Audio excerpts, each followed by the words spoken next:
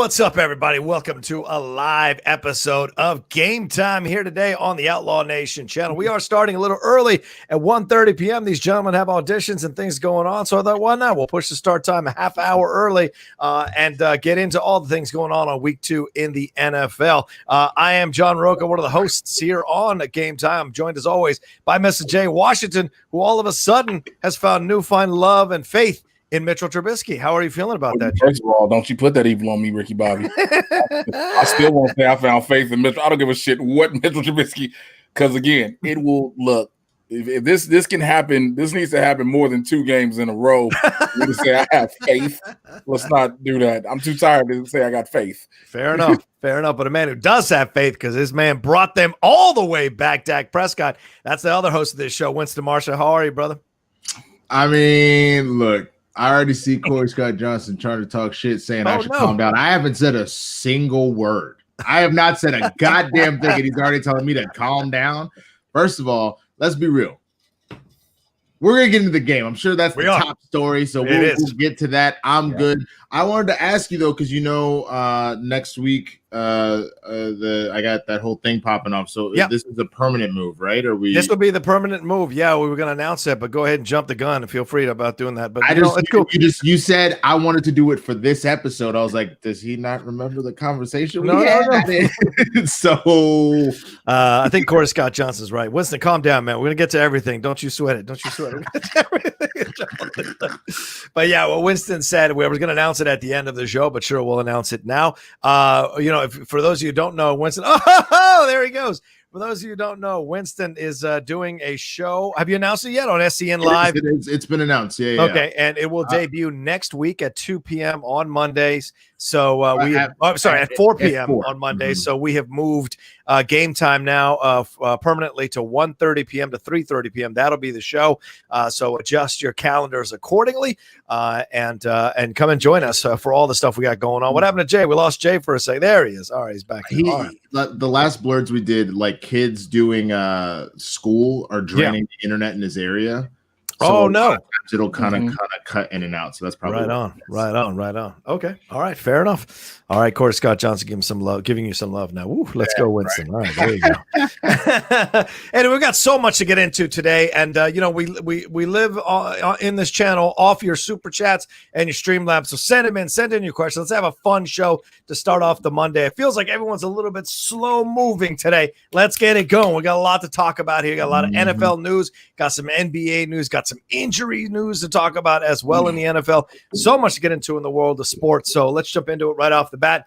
And that is, of course, the incredible game between the Cowboys and the Falcons. 40-39. That was how the game ended. 40-39. This felt like one of those knockdown, drag-out, schmodown fights that goes into sudden death. It goes multiple rounds of sudden death, and you win by 1 point.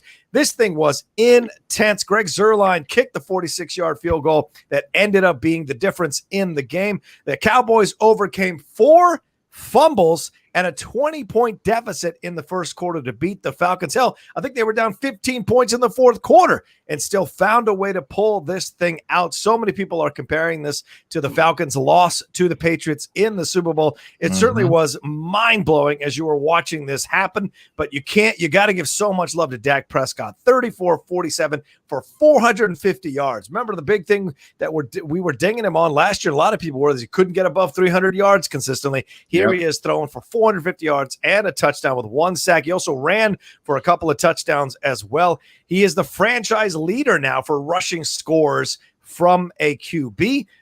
Matt Ryan had 273 yards passing, and it just seemed like they were on the slippery slope once the Cowboys started slowly coming back into this game.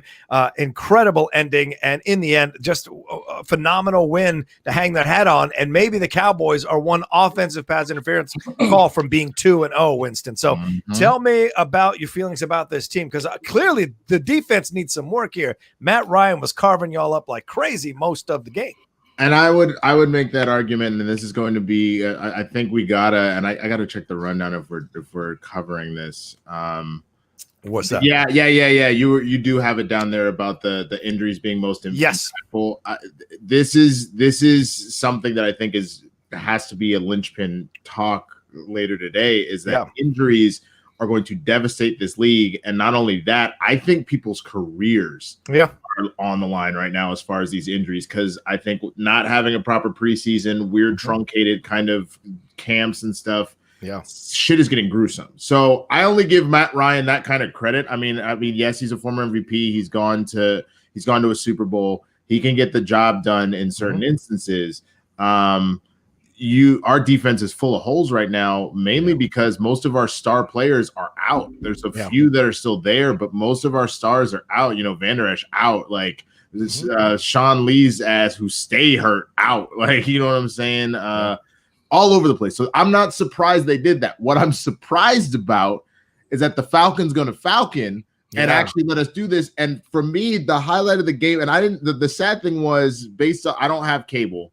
So there was no way for me to watch the game here. I was doing other stuff anyway, so it's fine. I just got to kind of see highlights. So my blood pressure was fine. People asking if I was losing my shit all game. I saw that we were losing on fantasy football, like them showing the score. We were down 15-0 at the start. I was like, man, fuck this. And I just said, I'm not even going to worry about it. It was watching that onside kick. And that to me is the real linchpin of the game. Yeah. That is insane. Yeah. Everybody involved in that play on the Falcon side needs to be fired. That's the conversation. I saw that play. Right. Yo. Number 17, fired. Quinn, fired. Special teams coach, fired. Whatever niggas that was around 17 be like, yeah, man, keep walking back, man. Keep walking back, man. Fired. Everybody got to go, because that should have been the ball game.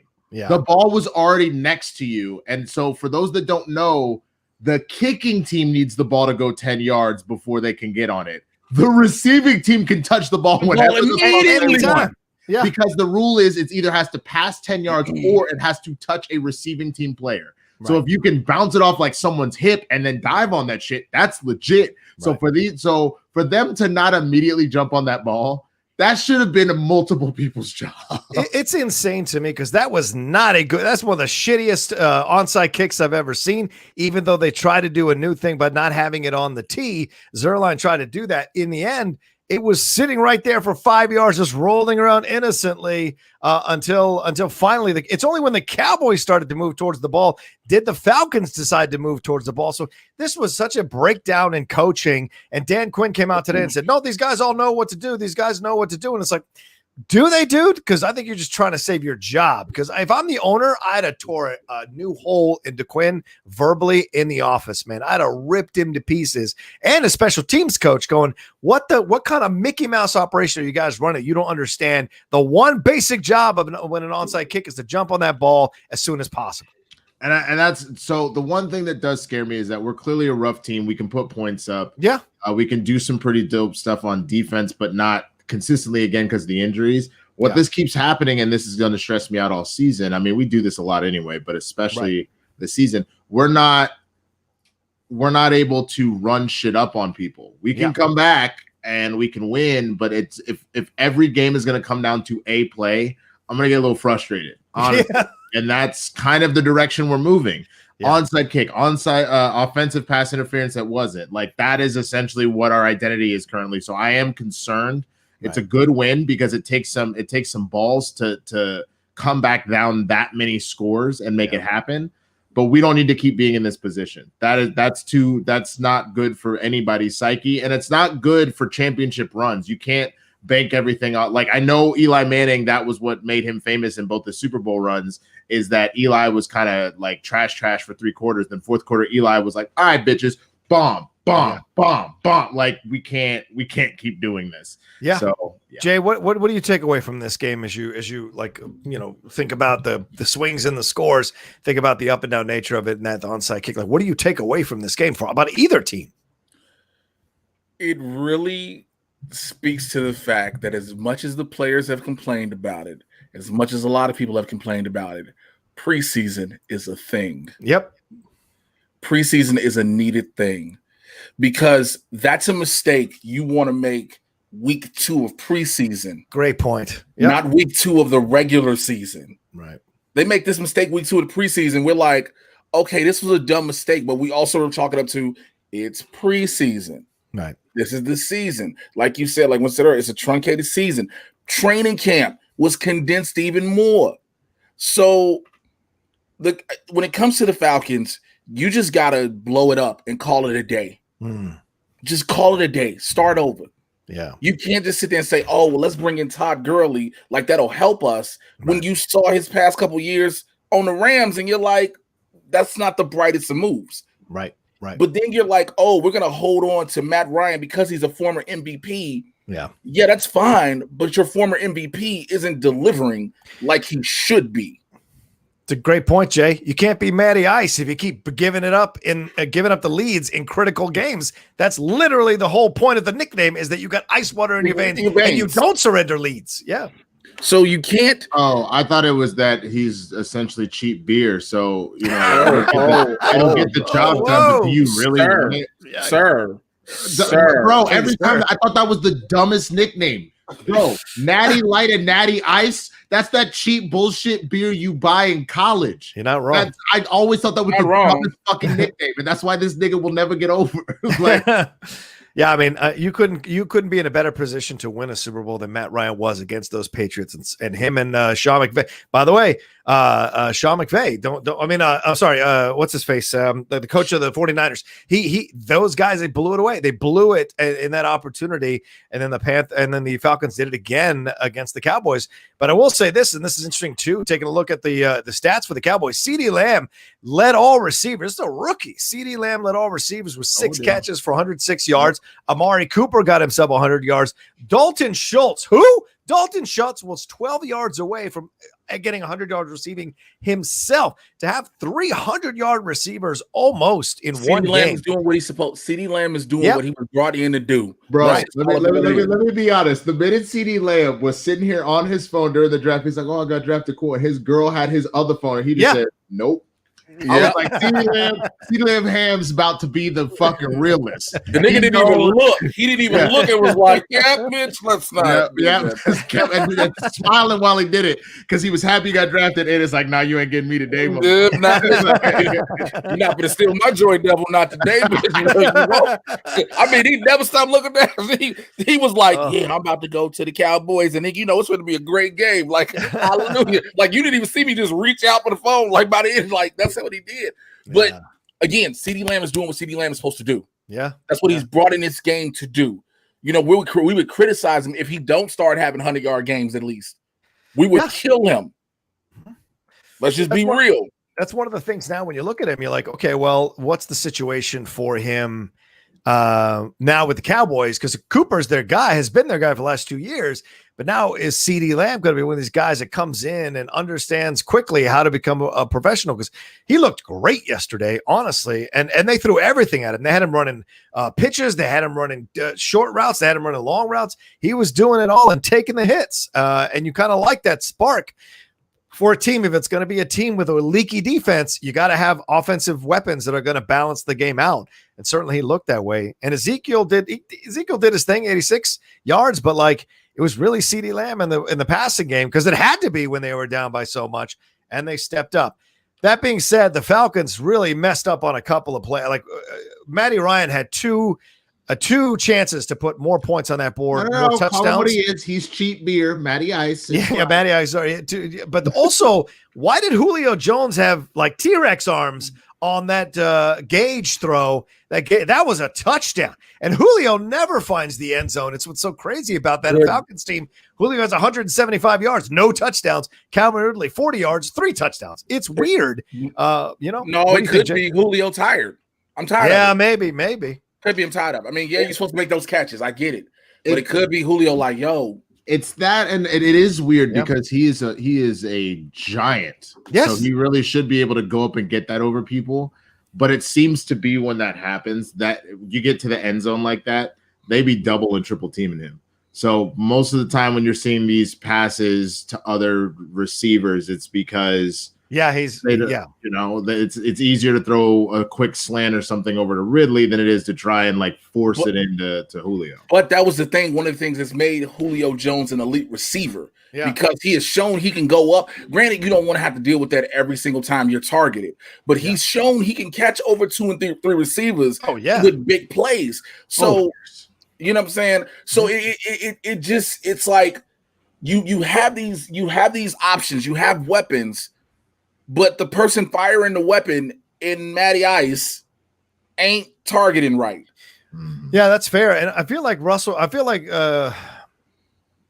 it felt to me, and this is, I don't know, maybe I'm an idiot for saying that, but it felt like to me, like maybe there's some issues going on between Russell Gage and Julio, because Julio didn't lay out for it. He didn't stretch out. He literally had his hands right here, and the ball hit his hands right here. He didn't go out for it. He didn't try to like really throw his body into it. Like he just barely, and it went right out of his hands. So maybe he sat himself in his own fantasy league and didn't want to have those points and didn't feel bad that he didn't start himself, because it was crazy to me that he dropped that touchdown.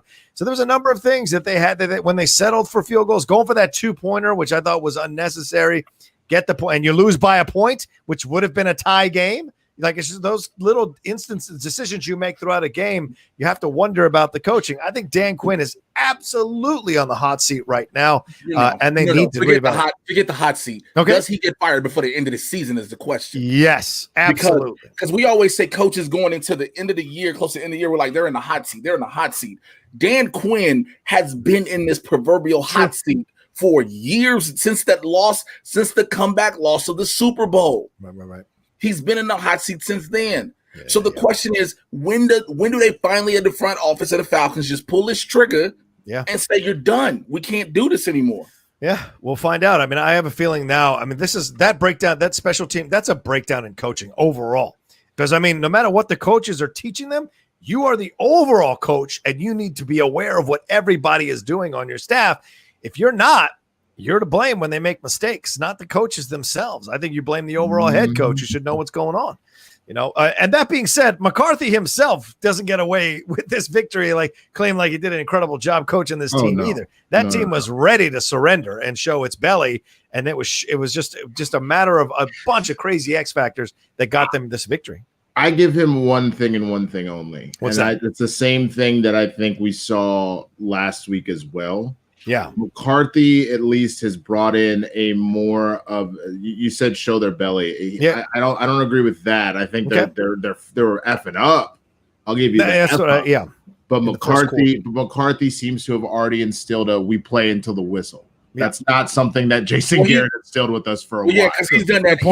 He did that in Green Bay. But that is an improvement. That's what I'm saying. I would prefer to go from like a 5 to a 10. We've gone from a 5 to a 6 right now. Yeah. You might even call it a 6.5 because Dak is balling. Like, let's be real. Dak is balling. And for Dak to pull this off, when our offensive line looks holier than Swiss cheese right now, bro, like looks holier than Jesus on Easter. Like, I'm trying to tell you.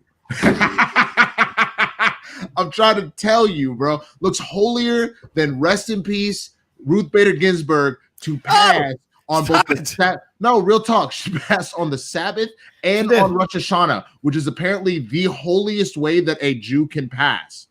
My homeboy was telling me about that was like something that actually puts her, that like it's the rumor is in the Jewish religion is that if you pass on the Sabbath, you were a holy person, but if you pass on Rosh Hashanah, she did it on both. That's how holy we be looking right now. Yeah. So like on the offensive line. So, like, for Dak to pull that off and to get away, what you said, he got sacked once? Yeah. To only get sacked once. And we're literally playing Tetris with our reserve liners and all that kind of stuff. That's phenomenal. For Ezekiel Elliott to still have as good of a game as he had. That's phenomenal. So I give us I know that, but he's still I didn't, again, without having seen the game, I saw what he did for me on fantasy. Yeah. And he must have done something in that particular. Which game are you guys talking about? So Dallas. Okay. Yeah. I have a question though. Yeah, sure. I'm gonna compare this because I'm gonna compare two sports real quick. Okay. The NBA with the bubble and the playoffs going into the finals, and the NFL currently. Remember last week I asked about the asterisk over whoever wins. With the rate we're going in the NFL, when you got top tier players gone already, second week, and it's going to really come like we're going to see major injuries throughout the next at least 2-3 weeks. I hate to be the one to sound like I'm bringing a bearer of bad news, but if you just saw this already, again, no preseason. Yeah. does that put that proverbial asterisk over whoever wins this? I don't think so yet. But you get what I want to make sure you understand. You guys and everybody watching understands what I'm saying. And it's not trying to diminish the value, but it's like we're looking at a season where everybody wanted sports back so bad, so fast, by any means necessary, a la Malcolm X. Hell, that we rush these players out, and the players themselves as well. Yeah. And they was for weeks, for years, they've been bitching and complaining. Shorten preseason. Let's not even have preseason. Yep. Now we see you need preseason. Yeah. I think you make a great point, Jay, in that the conversation can be had at this point, judging from the injuries, which we'll get to in a little bit, that we had yesterday. And then you start adding in, if there are more injuries coming, then you start to look at these teams like MASH units, kind of like what some of these teams already, like some of the Broncos are going to be coming. Like we just got the news before we started that Locke is going to be out. Drew Locke's going to be out 5 weeks. And Cortland Sutton, their number one receiver, is out for the year with a torn ACL in the knee. Mm-hmm. So as these injuries start piling up and these teams become second stringers, third stringers as their starters, then at that point you start to go like, well, this is, whoever wins the championship wins the championship, but you don't necessarily feel as positive about that team or that victory as you would in a normal year. So I totally understand what you're saying. I don't fully agree in the sense that this happens every year. It seems like it's a little more because of preseason, but like, bro, Tom Brady goes out a year and then, you know what I'm saying? And then Barkley was in and out, and now he's probably out for the season. He is out for the season. Out for that knee injury. CMC is out for 6 weeks. And Saquon might be leaving altogether. Yeah. I would leave. Did you see what he did to his IG? No. What did he do? He wiped his entire Instagram clean, except for one picture of Kobe Bryant. Oh shit! Saquon may be done. Here's the thing that's so rough about that. Like for me is that like I come to the Washington. I, as a Cowboys fan, and this is where things get fucked, on the one hand thinking, wow, that's one more like major weapon gone. Yeah.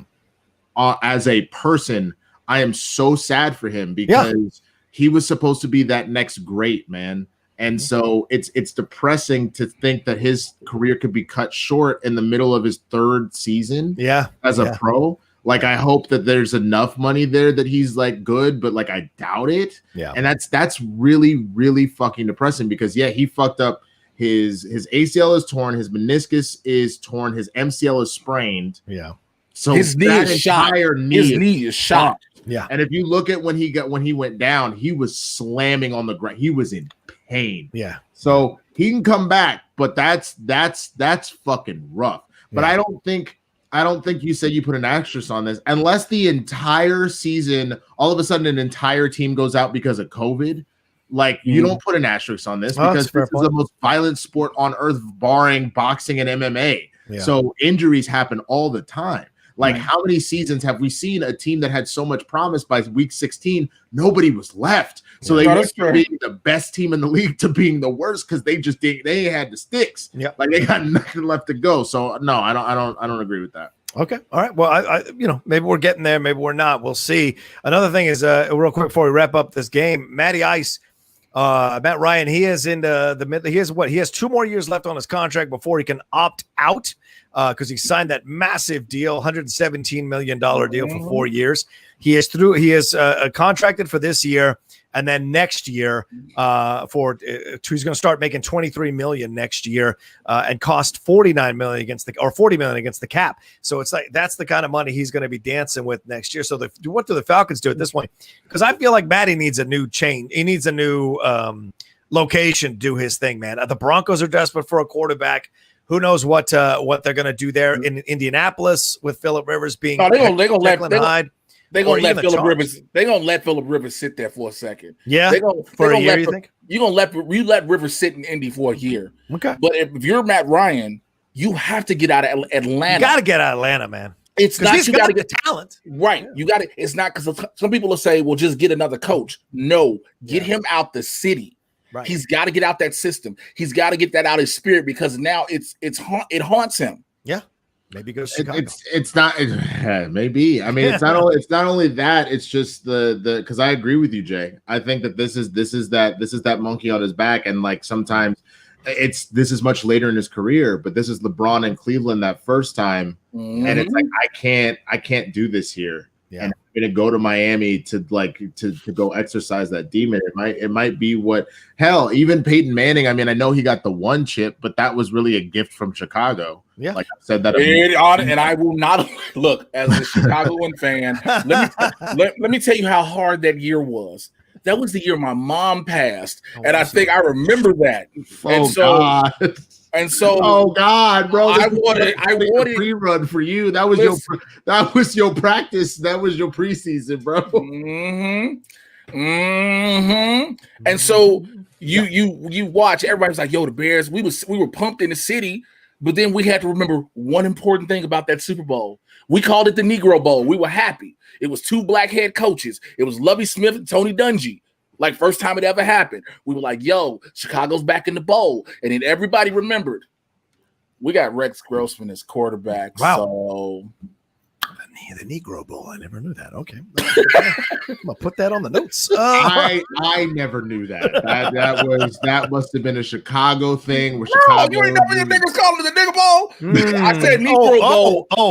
I said Negro Bowl so that John could softly say it. That's what that was. It was for me to cushion it for John Winston. It was the Nigga Bowl. Like, yo, you got Tony Dungy versus Lovie Smith. It's like, yo, niggas. Like, yo, this was for Black America. And then Rex Grossman happens and Peyton Manning wins. And 2 white quarterbacks. Okay. I mean, I was just gonna say, I feel like the Nigga Bowl is gonna end up being like Russell Wilson versus Patrick Mahomes, or like Dak Prescott versus LeVar Jackson. That's not because here's the problem with that. When you say Patrick Mahomes and Russell Wilson, that's like the Neapolitan Bowl. Yeah, I was just gonna say, stop it.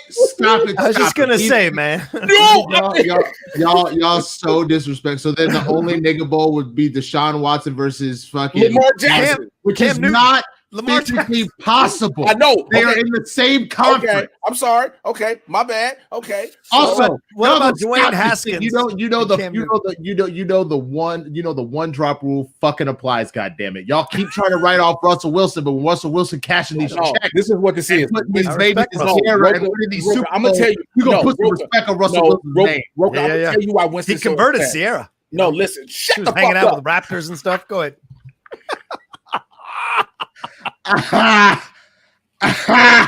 You know the truth, Jay. She was hanging out with rappers. I'm gonna tell you why Winston upset when we bring this up. First of all, Winston gonna stick up for light skinned niggas so hard. You're not finna disrespect my light skinned. Of course. No, but let's be real. You want to take it to the ground, nigga. This is the same people that could also get shot by the cops. The shit don't change. They still niggas and they balling. All right, so let them be. God damn it, they got good hair, so that good hair might save them for 3 seconds. For 3 seconds, it's not enough time. I've seen Russell Wilson fucking do it and turn around and start running and scrambling and shit. Because they gonna save you from a fucking gun, nigga. This is true. I mean, but like he ain't got no beast mode. Like, look, we just got Rocha over here stuck because he don't know. I don't know what to do now. I'm like, well, almost done in a racial minefield. I'm like, I don't know what to do now. Rocha's like, you know what? Y'all cross. Y'all let me know when it's safe. I will then follow the path you have laid out. He want us to be Wonder Woman in No Man's Land. He wants us to go through No Man's Land first. Y'all and then the rest of them come on through.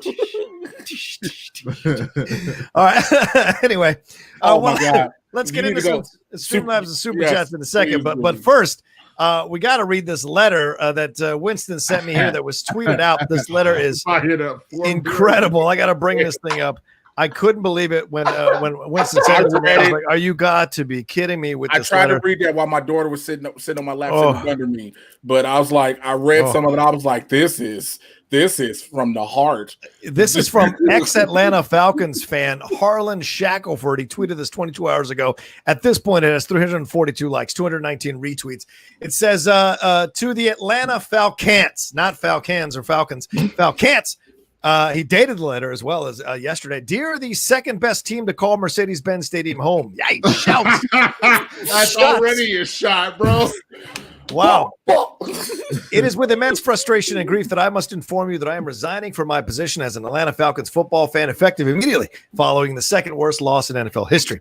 The first belongs to you and your implosive efforts in Super Bowl, whatever that is, when you blew 28-3 halftime lead against the Tom Brady-led New England Patriots. According to ProSwap, you had a 99.9% chance to win when you were leading 39-30 with 2:33 remaining in today's game. That was before Cowboys quarterback Dak Prescott found wide receiver Michael Gallup for a 38-yard gain to your 5-yard line.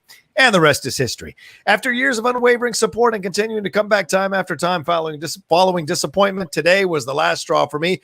You've had since June 30th, 1965 to win the big game. And for 20,171 days, you failed to do so. 20,171 days. In my 28th year of existence, I've decided to no longer embrace the suck. It is not me. It is absolutely and definitively you. Thank you for nothing except cheap game day tickets due to the consistent mediocrity you've continued to produce, failing to ever start the season as NFL champs. Thanks to you, I've learned a lot about the value of patience and humbling my expectations. I know you will probably write back and tell me that the door is always open to return. But let's be honest, we both know that's because you don't know how to close anything. Never again, Harlan Shackelford. Fantastic. I want to say, first of all, he wrote this letter like he was in the middle of battle in the Civil War. Yeah, right. Dear the second best team to call Mercedes-Benz Stadium home. It is with immense frustration and grief that I must inform you that I am resigning my position as an Atlanta Falcons football fan, effective immediately following the second worst loss in NFL history. The first belongs to you and your implosive efforts in Super Bowl 51. Okay, we can't reread the whole thing, but I get that's how it is. Yeah, it sounds like a Civil War. It didn't click that for me because he didn't hit best regard. This hit to me like a Karen resigning from a corporation that is. I wouldn't even call her a Karen at that point because I feel like she's standing up for herself. So it's and in a legit way. It's like I put everything in for this company. You remember when you tried to put that racist ad and I said, nah, nigga, put it down. And then you were trying to do the sexist ad. I said, nah, nigga, put it down. I'm tired of this shit. I have a question. She's a black woman. Okay. She's a black woman. She's a black woman. I get it. As soon as I said nigga, I was like, she's clearly a black woman. You just gotta flex with me, bro. You just gotta flex. You gotta see that the line is breaking down. I see you, but the people out there were like, because you said a Karen, I know. Everybody was like, I know. A Karen would probably do this too, but I know. Look, like I said, the pocket was breaking down, and you just had to roll with me. Roll with me, son. We gonna salvage the play. That it 1,000. The Rocha, he did his little bicycle. But I'm saying, bro, he wrote this like I have had enough. I should have been promoted 5 fucking years ago, and this is where we at. So I'm out. Yeah. So Dan Quinn, you about to lose your job. Anyway, that was good stuff. To lose your job. Get this dance. You are about to lose your job because you can't win. Can I do it? I can't do it as good as you did. That was my favorite one. Anyway, all right. Jay's frozen. That's the best frozen that could have possibly happened. Now he's not. He was for a second. He was for half a second, but then that was really him. That was amazing. That was good. That video, dude, I watched the video like 20 times. I was laughing so hard. All right, let's get into some StreamLabs and Super Chats here quickly. Brandon Buckingham says, everybody and their mom got injured yesterday. That's true. Yeah. That's true. We're going to get to that in just a second, Brandon, for sure, and a little after we cover some more games. Let me see. I don't want to lose any more of these. Okay. Corey Cameron, he said, happy that the Cowboys won, but there was still some questionable play calling from McCarthy. 2 failed fake punts deep on your side of the field isn't very promising. Yeah. Yeah. And someone brought up, obviously the head coach can, for the most part, have final say, but apparently Kellen Moore, this is fucking weird. Yeah. Kellen Moore still is in charge of the offense and the play calling there. They did not give carte blanche to Mike McCarthy, and it sounds like this was also a special teams coach call. Yeah, both of those. So I don't like the fact that Mike didn't get the opportunity to come in and make the play calls here. Right. He can obviously make the decisions of like, for example, let's go for it on 4th and 1 last week instead of the field goal. Like, he can make those decisions, but he's not allowed to make play calling is what I've heard. Right. If that's the case, I don't like that, because you got to give the coach a fucking chance. Like, why do you hire a head coach if you're like, no, the offensive coordinator is going to call all the plays? You just facilitate the personnel. That and especially when it's Mike McCarthy. Yep. It's Mike McCarthy. He has won a Super Bowl. Right. This is you bringing in a Super Bowl winning coach who has had arguably one of the greatest quarterbacks in the game under his wing for years, and you're like, nah, look, you here, but we just want to see if it was really him or Jason Garrett, because that's what you're saying. We want to see what a problem really lied. We know Garrett's gone. You know, Clapper we had no more claps. So now we want to see if the problem was in the offensive on the offensive coordination side. Yeah. But you can't do that. It makes no sense. I agree thoroughly. Matthew Reese says he kicked it like that on purpose. Did you notice how the ball was spinning? I think that is what made them not jump on it. But it doesn't. It really doesn't matter, because there's any number of ways you could have done it. Put your body, literally drop your body on it. You just have to drop your body. I know it's spinning kind of weird, even to the point of if it's moving kind of weird. If you even try and bat that bitch out of bounds, it's still your ball. Yeah, like, there's an infinite number of ways the Falcons could have just handled that. Yeah. Discipline.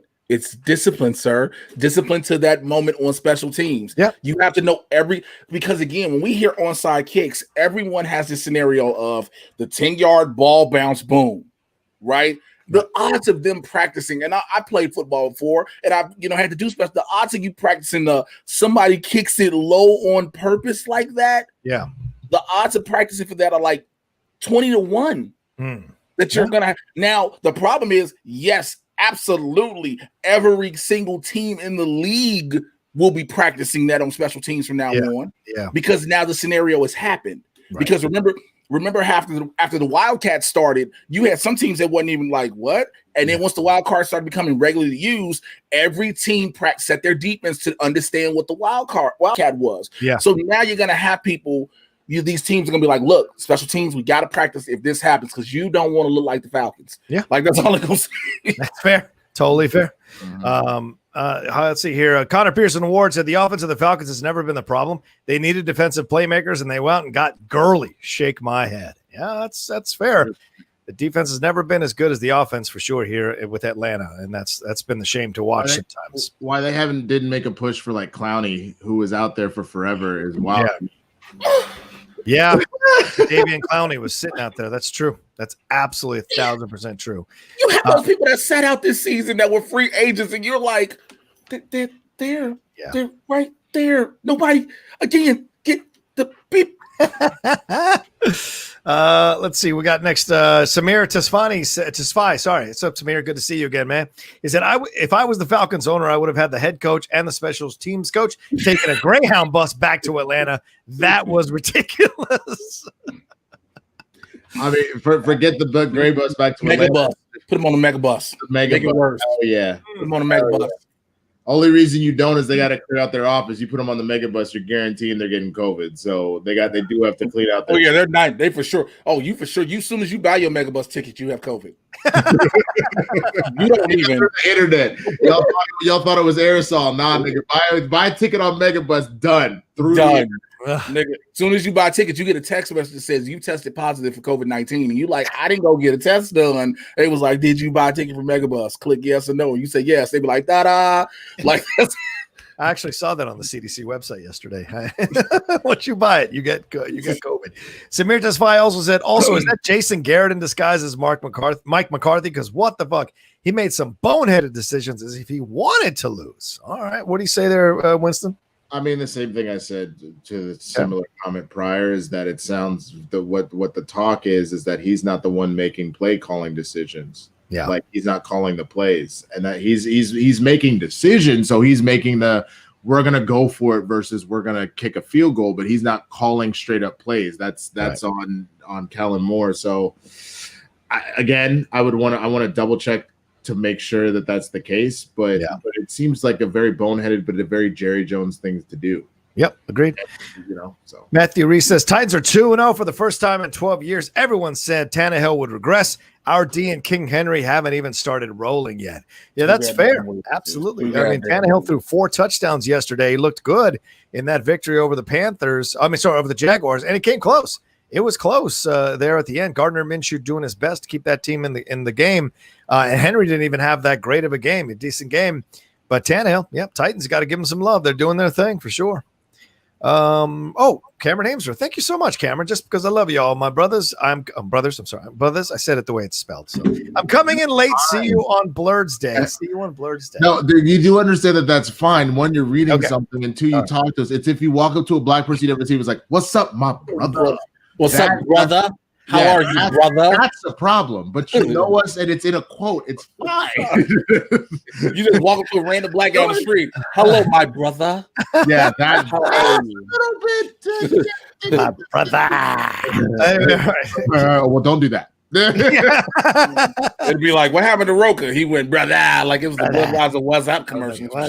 Wasabi. All right, Sean Brennan said, he sent in the Streamlabs. He said, someone should tell the hands team for Atlanta that you should use your hands, not your eyes on an onside kick. Yeah, don't disagree with that. That's absolutely correct. Oh, strong statement there. CSJ Megatron says, I know statistically the Bengals and Browns are the worst teams in football, but can we agree that the Falcons are the worst coach team in history?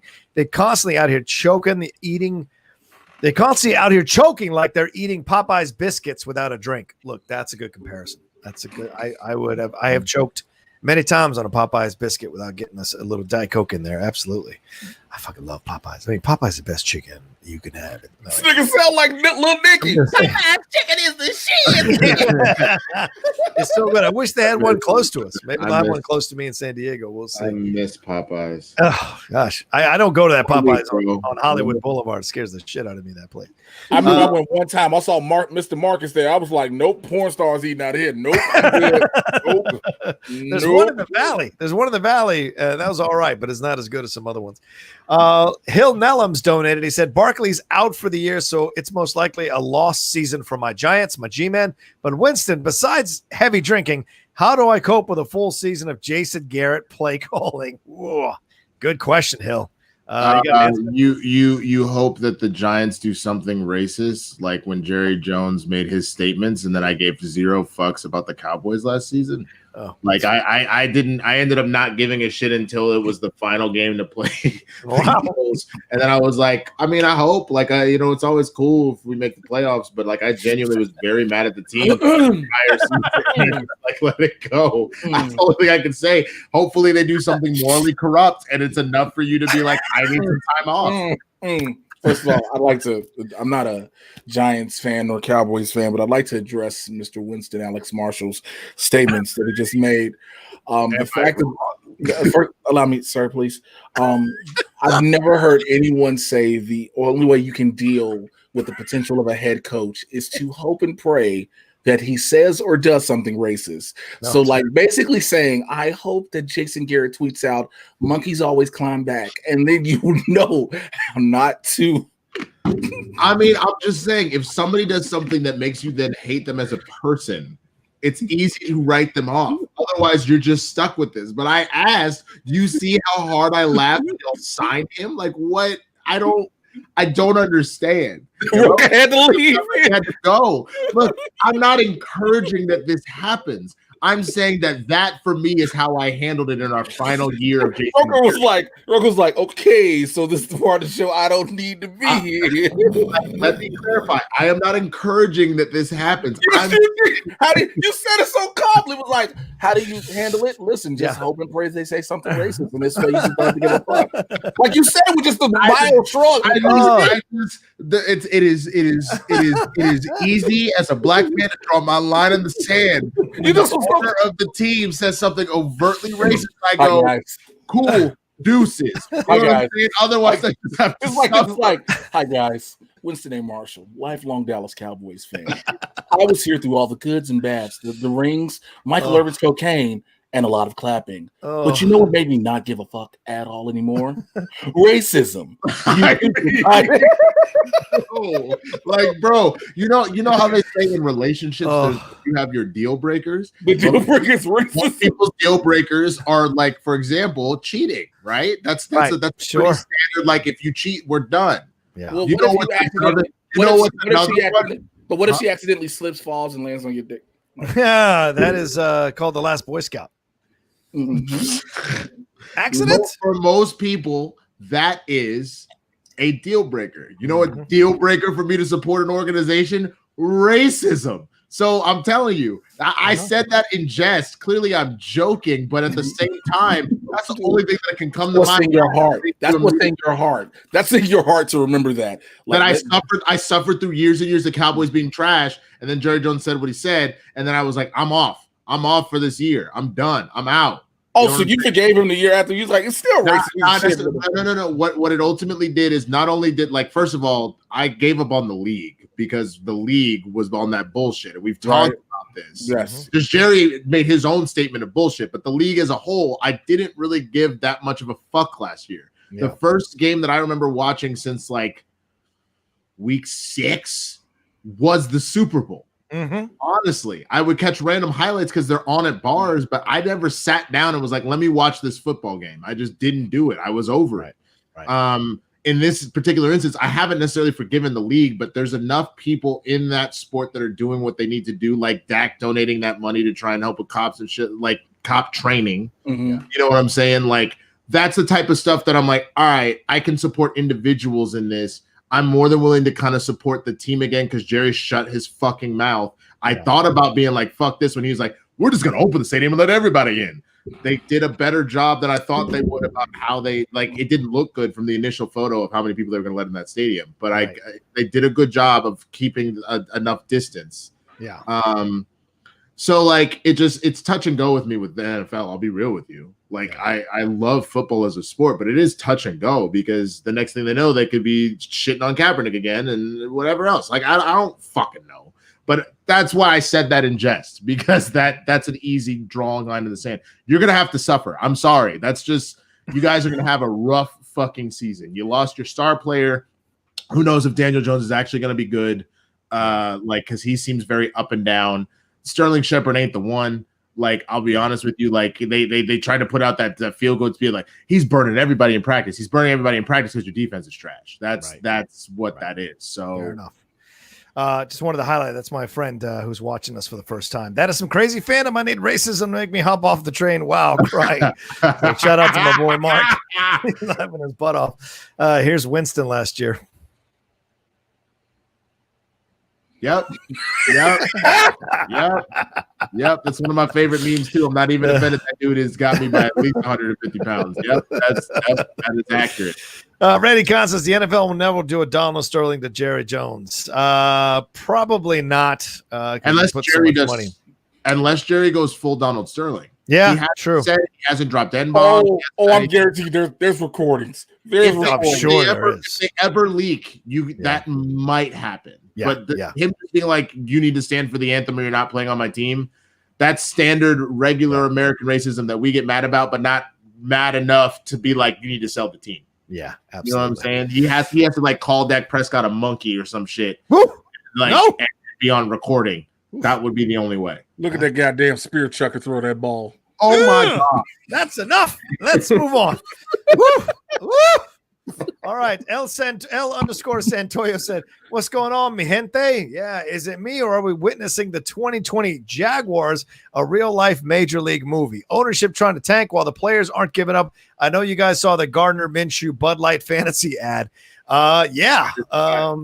I did not see that. I haven't seen it. Really? Oh, yeah. No, it's interesting, a little ad, man. That's for sure. But yeah, the Jaguars are doing some great. I mean, they were fighting hard against those Titans, trying to stay alive, trying to stay in that match or in that game rather. But in the end, couldn't get it done overall. But I think Gardner's playing great for the situation that he's in. Can't quite get them to the W's, but I think he's playing great. Oh, Michael Irvin was losing his mind yesterday, man. They had to keep him off NFL Network, dude. He was scaring me to hell. Well, let me tell you something. Cocaine is a hell of a drug. And And I thought it was his cousins. It wasn't his under the seat of his car. I thought it was his cousins. Have you ever looked at Michael Irvin? I know, I have. You ever many times. Michael Irvin looked like he sweats cocaine. Like he sweated, he doesn't sweat it out and they dry it out. They were like fresh cocaine all over again. Oh my God. That's I mean, that was probably the highlight of my Sunday. I had a lot of good, fun stuff going on, but like all of a sudden, I get a text from Rocha being like, "Is Michael Irvin okay? Is he okay? What happened?" Let me see. Let me find this. He was on NFL Network. He's like, and they thought the Cowboys were dead. Well, we weren't dead. We rose up. And I'm like, okay, dude, you gotta calm down, my man. All right, let's move on to another game. Jesus Christ, we spent almost an hour on this game. Jesus Christ. All right, we got a crap ton more games to get into. Let's get into Tom Brady. Tom Brady and Leonard Fournette, the body of Leonard Fournette, led the Bucks to a victory over the Panthers here, 31-17. Tom Brady, he completed 23 of 35 passes. That means there was 12 incompletions, whether drops or bad throws by him. Mike Evans, though, was one of the big stars here for this team. He had 7 receptions for 104 yards. Leonard Fournette, as I just mentioned, he averaged 8.6 yards per carry on 12 rushing attempts. He ran for 103 yards, 2 touchdowns. Mike Evans also got himself a touchdown through this whole situation as well with them. Christian McCaffrey did his best to kind of carry the team with Teddy Bridgewater, who threw for 367 yards but 2 interceptions. He had 4 turnovers. The Panthers, rather, had 4 turnovers in addition to 9 penalties. That is not going to get it done against a Tom Brady-led team. And then McCaffrey went out and spent most of the fourth quarter on the sideline with a lower leg injury after he had 2 touchdowns. Carolina did get big days from DJ Moore and Robbie Anderson, both over 100 yards. It's just that Tom Brady did just enough to win this game. But, I mean, I was watching this dude. I tweeted this earlier. I said, Tom Brady just looks like Brad Johnson all over again. He doesn't look like spectacular or incredible. He just looks like he is able to do what he can still do in the situation. But without Mike Evans, this would have been a mediocre game for him as a quarterback. And people were dropping his passes. LaShawn McCoy dropped a certain touchdown in the end zone. So I don't know if he's going to have to be Tom Brady and stomp all over them or if he's got to be patient with them through the year. But I didn't see anything great necessarily out of Tom Brady, even though he got the W yesterday. What do you guys think about this? Oh, I keep saying I'm waiting. You know, it's the W. Yes, they got to win. Yes. I still am waiting. I'm still judging this season. And I know, again, it's first year. But I want to know if it's because if Brady is just as much an effective leader as Belichick is as a coach, they go back and forth. It's symbiotic as everybody thought it was. Yeah. He should be able to translate some of that over into Tampa Bay. I need to see that happen with these next couple of weeks. You get what I'm saying? Because then I can be like, yo, what? Because Mike Evans is one of the top receivers in the league. Yeah. So you're Tom Brady. This should be easy. Shady McCoy is Shady McCoy. I don't know what anybody expects from LaShawn. It's a fair point. It's a fair point. You know, there's certain people you don't expect anything from anymore. But like Tom Brady has to. This has been that season that everybody wants to know: is it Brady or was it Belichick or was it the combination? Yeah, man. I mean, and you're watching how well Belichick is coaching this Patriots team, Jay. I give Cam. They may have lost that game. Yeah. But damn it, he got Cam out here showing it. Cam like, yo, this is why. Oh, y'all didn't want to get me? Y'all didn't? Okay, bet. And he got Cam out here showing up. I mean, as a side-by-side comparison, I missed the comment. What did it say? Michael Irvin accidentally calls it an 8-ball instead of all right, I'm clicked away for a second because I'm reading stats, but I mean, just to do a comparison, Tom Brady 23 of 35, 217. 1 touchdown, 1 interception, QBR of 53.9. 53.9. Cam Newton, 30 for 44, 397 yards, 1 touchdown, 1 interception, QBR 73.2. Yeah. So there's a couple things here. I think the first thing that we're noticing, first of all, poor Julian Edelman, and congrats to anybody that drafted him. He had 8 receptions for 179 fucking yards. For the Patriots, right. Yeah, Patriots. He worked him like a goddamn field slave, bro. But that's all. But no, Edelman has always been a workhorse, even when Brady was there. I'm not saying he's not, but that was a career high for him in both receptions and yards. That's not normal for him. Like, he is the go-to, but like if you look at how many balls that Edelman actually ran deep, because Edelman's biggest thing has been, I'm gonna hit you with this slant real quick. I'm gonna hit you with this hitch route. Not let me fucking get this bomb from Cam. So the first thing is, I was surprised Brady threw a bomb to Evans. Brady has thrown bombs really consistently in years. So there's that. I still think that I have always said that Tom Brady was kind of going off this cliff. I think what the thing was that Jay tried to say, was it him or was it Belichick? I'm trying to tell you, they're on equal footing. And it's not real. Like, I know you want to know by watching the season what happens. I think Brady playing like that and getting that dub and still winning 31-17, is it more in the favor that Brady is Brady, but he's just older?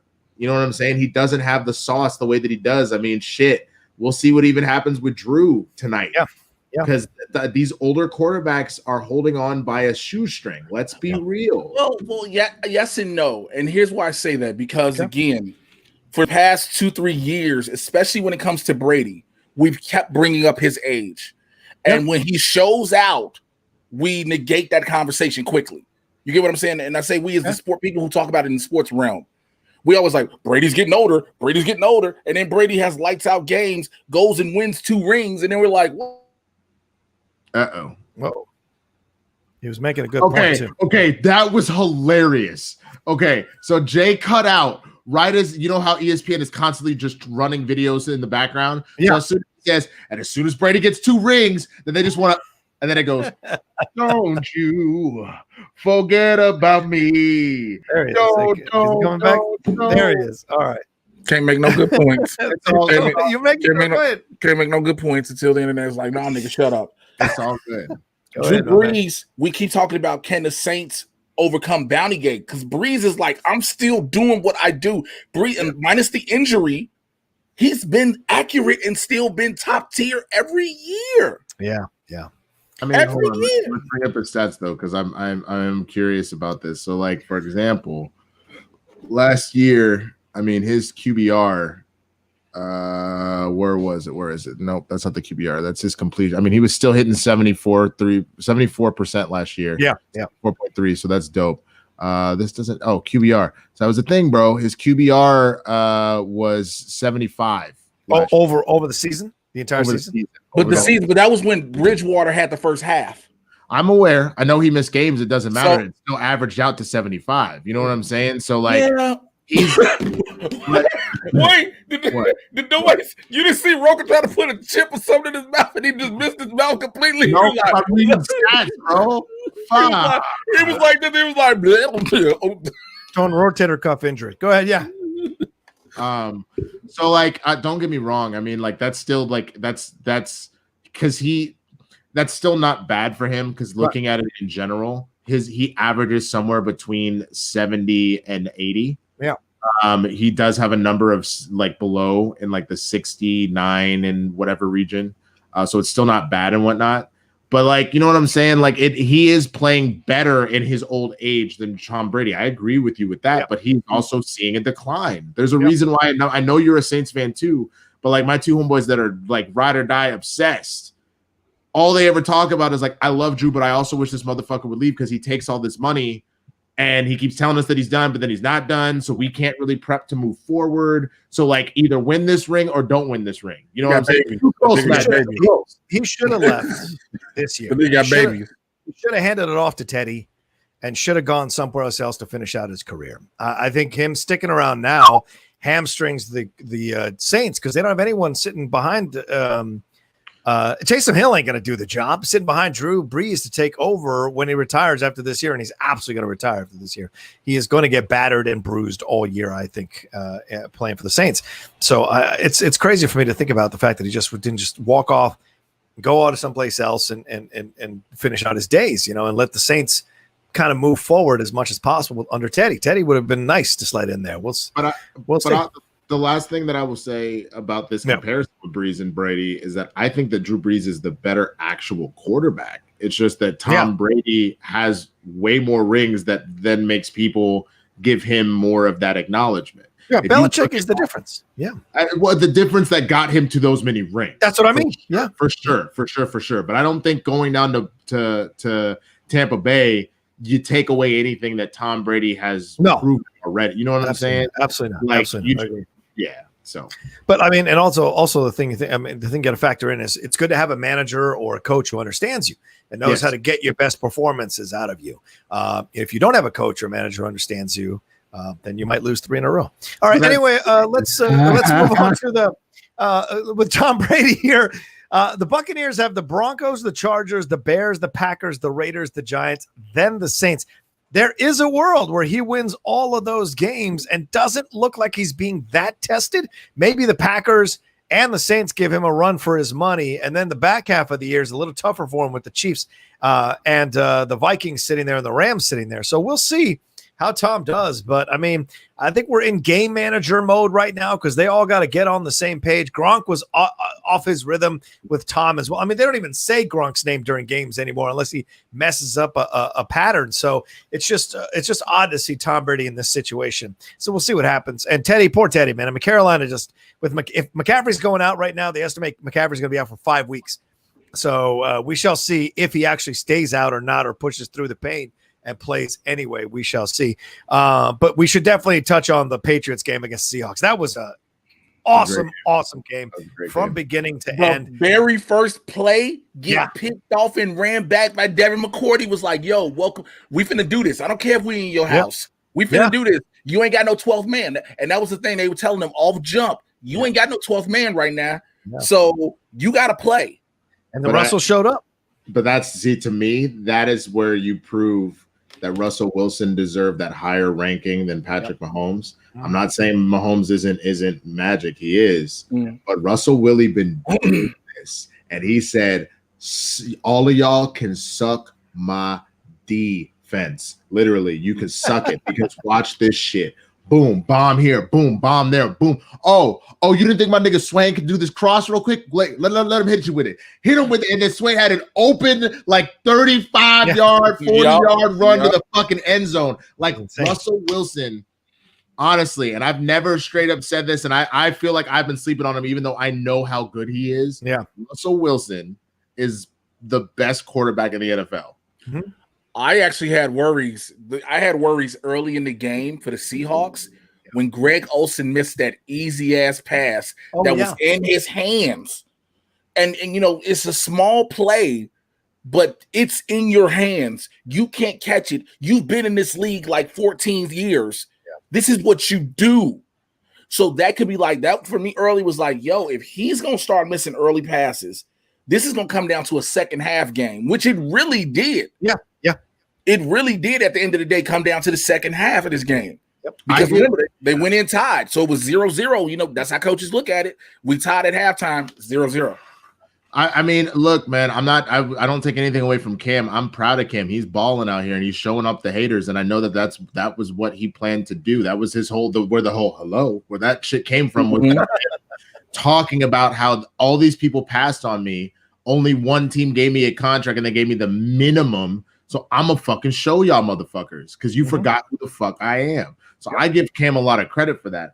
But Russell Wilson, bro, these bombs that he was hitting in people in stride. Yeah. So Russell Wilson not only had 39 yards on his own, just rushing where it was appropriate. Yeah. My dude threw for 288, 5 fucking touchdowns. Yes, he had that initial pick 6. Okay, fine. Leave it in the past. And then threw for 5 fucking touchdowns. Oh, yeah.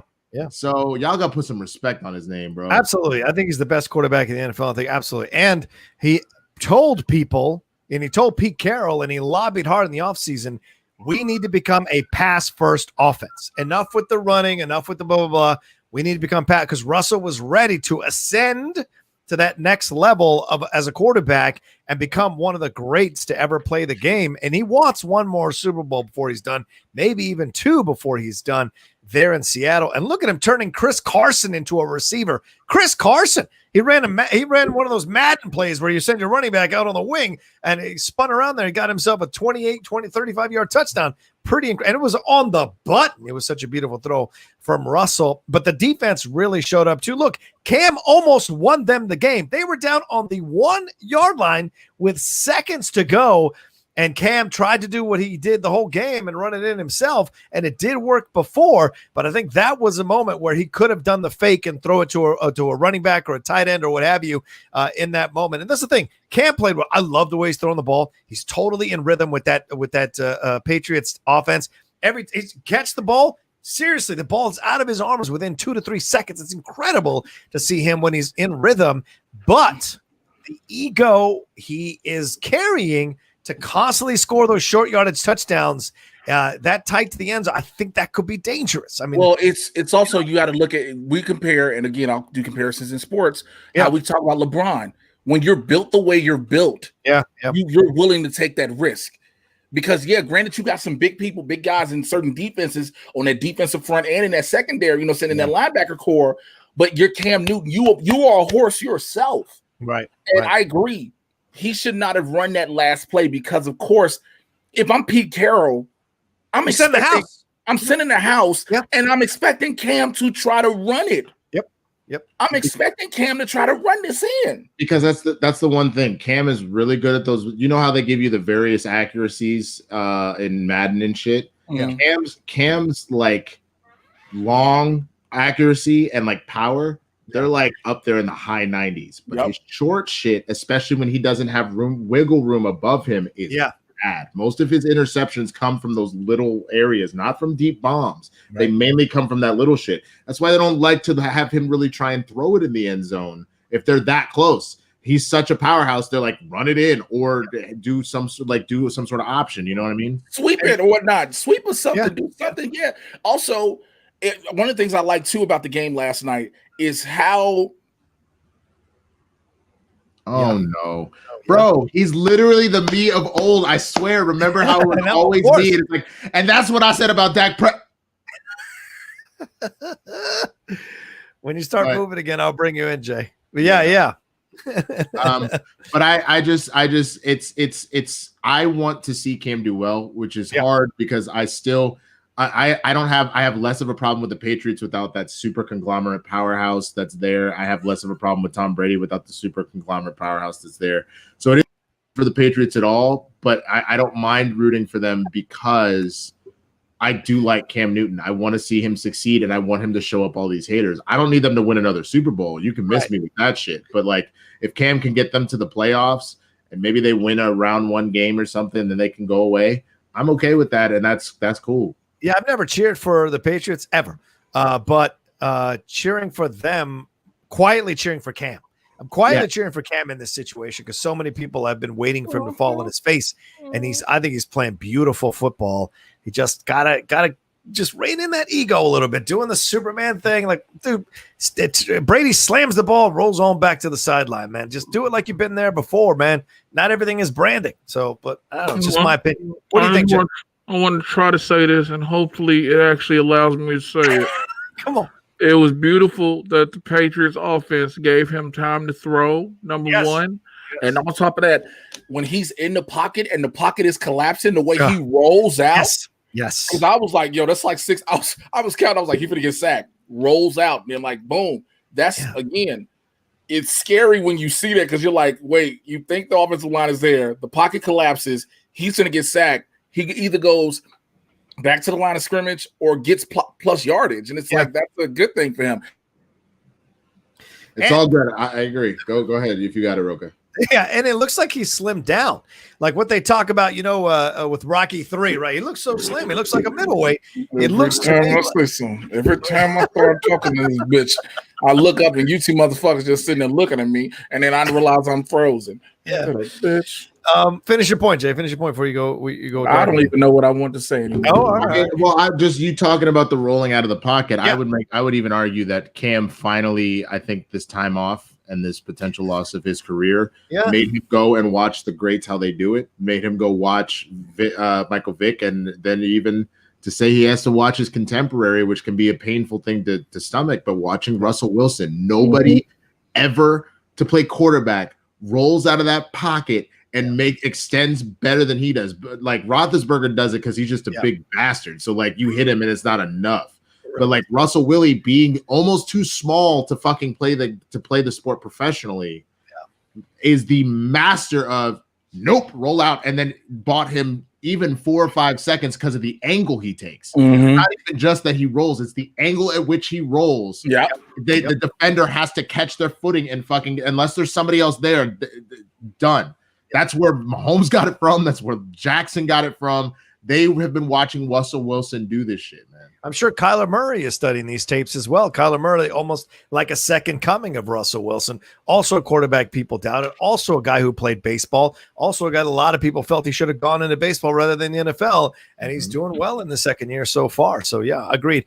It was just a great game to watch both ways. And it's great that they were so close. And it shows you the Patriots are not that far off from maintaining their level of excellence. That speaks volumes about Bill Belichick as a coach. Because don't forget how many players they lost who willfully opted out because of COVID, not because they're injured, but because of COVID. Could you imagine what that let's just be realistic now. Yeah. What that team would be like if those guys wouldn't have opted out. Right. Yeah. That's kind of to see it now, because at first we all were like, let's see what Cam does. And now seeing what Cam does and thinking if those guys had opted in and played, how scary that could be. Exactly. Yeah. You never know. And I don't know if you can opt back in. I don't know how things work. No, you out. Once you're out, you out? Okay. You out because you get paid, because you paid off. They give you the pay for the season. Oh, okay. So yeah, you're out. You could be like Russell Crowe in Cinderella Man, return that money and get back in the NFL. I don't know. All right. Connor Pearson Ward says, McCourty gained respect from me because after he scored the pick six, he said, 28, we love you, brother, for James White, whose family had a car accident. Well, they didn't just have a car accident. They had a tragic car accident. James White's father, who was, I think, a captain in the police department, a retired captain, he was killed, and his mother was in critical condition. So he opted out of the game last night. So, yeah, much shout out to Devin McCourty, who gave love to James White there when he scored that pick six. Yeah. Did you hear what they said about Robert Kraft was willing to fly him out on the plane to go be there. He was like, no, I'm going to take the bus back with the team. I'll go after the game. Yeah. That's a lot of respect to James for that, man. I mean, that's must have been such a tragic situation, but he understands it because of like COVID and everything like that. He can stay in that bubble if he stays with the team rather than flying in and having to sit in quarantine for how many days, you know? Well, it's I think crazy. Robert Kraft was going to put him on the private jet. Kraft was going to put him on the Yeah, he was? Kraft was going to put that man on the jet like, yo, don't take the seaters. It's you, the pilot, the flight attendant who might be, the masseuse. And, because I'm Robert Kraft. Oh there's cameras, I can't be a part of that. You on the show. You part of it. Let's burn through the next few games here before we get to the rest of the NFL. We got about 45 minutes left in the show. Keep sending in your StreamLabs and Super Chats. We got some time here to answer them as we go along, so please give us some love. Thanks so much for all the great ones you've sent in already. Send in some love to have us end the show strong. All right, the Chiefs survived here against the Chargers and their replacement quarterback, this kid who came out of Oregon, did fantastic work for them, but Patrick Mahomes did just enough to inch out this victory against the Chargers here after Tyrod Taylor was taken out of the starting lineup because of chest pains, and we found out today that apparently he'd been put on the injury report on Friday because he had some issues with his ribs, and apparently it got worse during the pregame warmups. So Justin Herbert stepped in, University of Oregon rookie quarterback. He threw for 311 yards. He became just the 9th player since the merger to top 300 yards in his first game. And they were up 17-6. The Chargers were on the Chiefs. The Chiefs are looking like they were finished. And yet Mahomes found a way to bring him back. Tyreek Hill with 5 catches, 99 yards. Travis Kelce, 9 catches for 90 yards. Both of them having TD receptions. So have we not seen the same Kansas City do this last season? Yeah, man. And last week too. And last week, let's just be honest. This isn't anything brand new seeing it out of the Chiefs. I just wanted to make sure we said that. Yeah. Adele, you're giving some love. Jay! Well, that's because I said about the Robert Kraft. Yep. That Robert Kraft comment got somebody. Anyway, I mean, the Chiefs doing their thing here, but the Chargers, I think the Chargers are a good team. I don't know if Anthony Lynn is their best coach to have this team that they have right now. There's a lot of talent on that team. And this Justin Herbert kid, just from watching the Hard Knocks, you could tell this is a kid with a strong head on his shoulders who, he made that interception, was kind of boneheaded, but overall he led this team to a 17-6 victory. lead late in the game against a very tough Chiefs defense and a very tough Chiefs team. Now you can say, well, the Chiefs didn't have any tape on him, so they didn't know his tendencies, blah, blah, blah. Sure, fair point, but he's still a rookie stepping in against the Super Bowl champions. That's not an easy thing to do, and he acquitted himself well, and they were so close to winning this game and going 2-0 to start the season. So I'm looking forward to it. He says, Coach Lynn said that he's going to have Tyrod Taylor starting if he's 100%. But I think it's only a matter of time. This kid looked good yesterday. You got to put him in the starting lineup. If Tyrod Taylor, if his chest pains continue, Justin Herbert has proven he can take the reins. Yeah. Now you want Tyrod Taylor to show up and show out. Yeah. But you need him to be healthy. You want him to show up and show out because there's a reason why they brought Tyrod in the first place. Hubert, you don't want to put him out there too soon. Yeah. And then he doesn't have time to develop out of his bad tendencies. Again, didn't see this game. But because LA apparently only wants to play one fucking game on the local channels, I didn't want to watch the stupid ass Rams. Of course, they're going to mud stomp the Eagles. The Eagles are trash this year. True. But I just, I think that the Chargers, they've always been a good team. They've been the team that we always talk about. They just can't get over the hump. And that's why they've moved around coaches, and they even tried getting rid of Phillip this time and all that kind of stuff. And I wish good things for them. I hope something comes out of this. And we'll see what happens. I mean, they've got the Panthers next at home in SoFi again. Then they play at the Buccaneers, then at the Saints, then the Jets, Dolphins, and Jaguars and Raiders. So they could come out of this thing with a 500 record or a little bit better. We'll see. But I like the situation here. And I think Tyrod Taylor has a ceiling, man. And this Justin Herbert kid, we'll see. I think there's a higher ceiling for that kid than I do with Tyrod Taylor. So we'll see what happens. I just think currently there's a higher floor for Tyrod if he's healthy. Yes, agree. For the team. For the team. Yeah. Well, even as a quarterback, because Tyrod's got that veteran experience and he's proven he can ball. Yeah. He's just, I agree. I think Herbert's ceiling is much higher.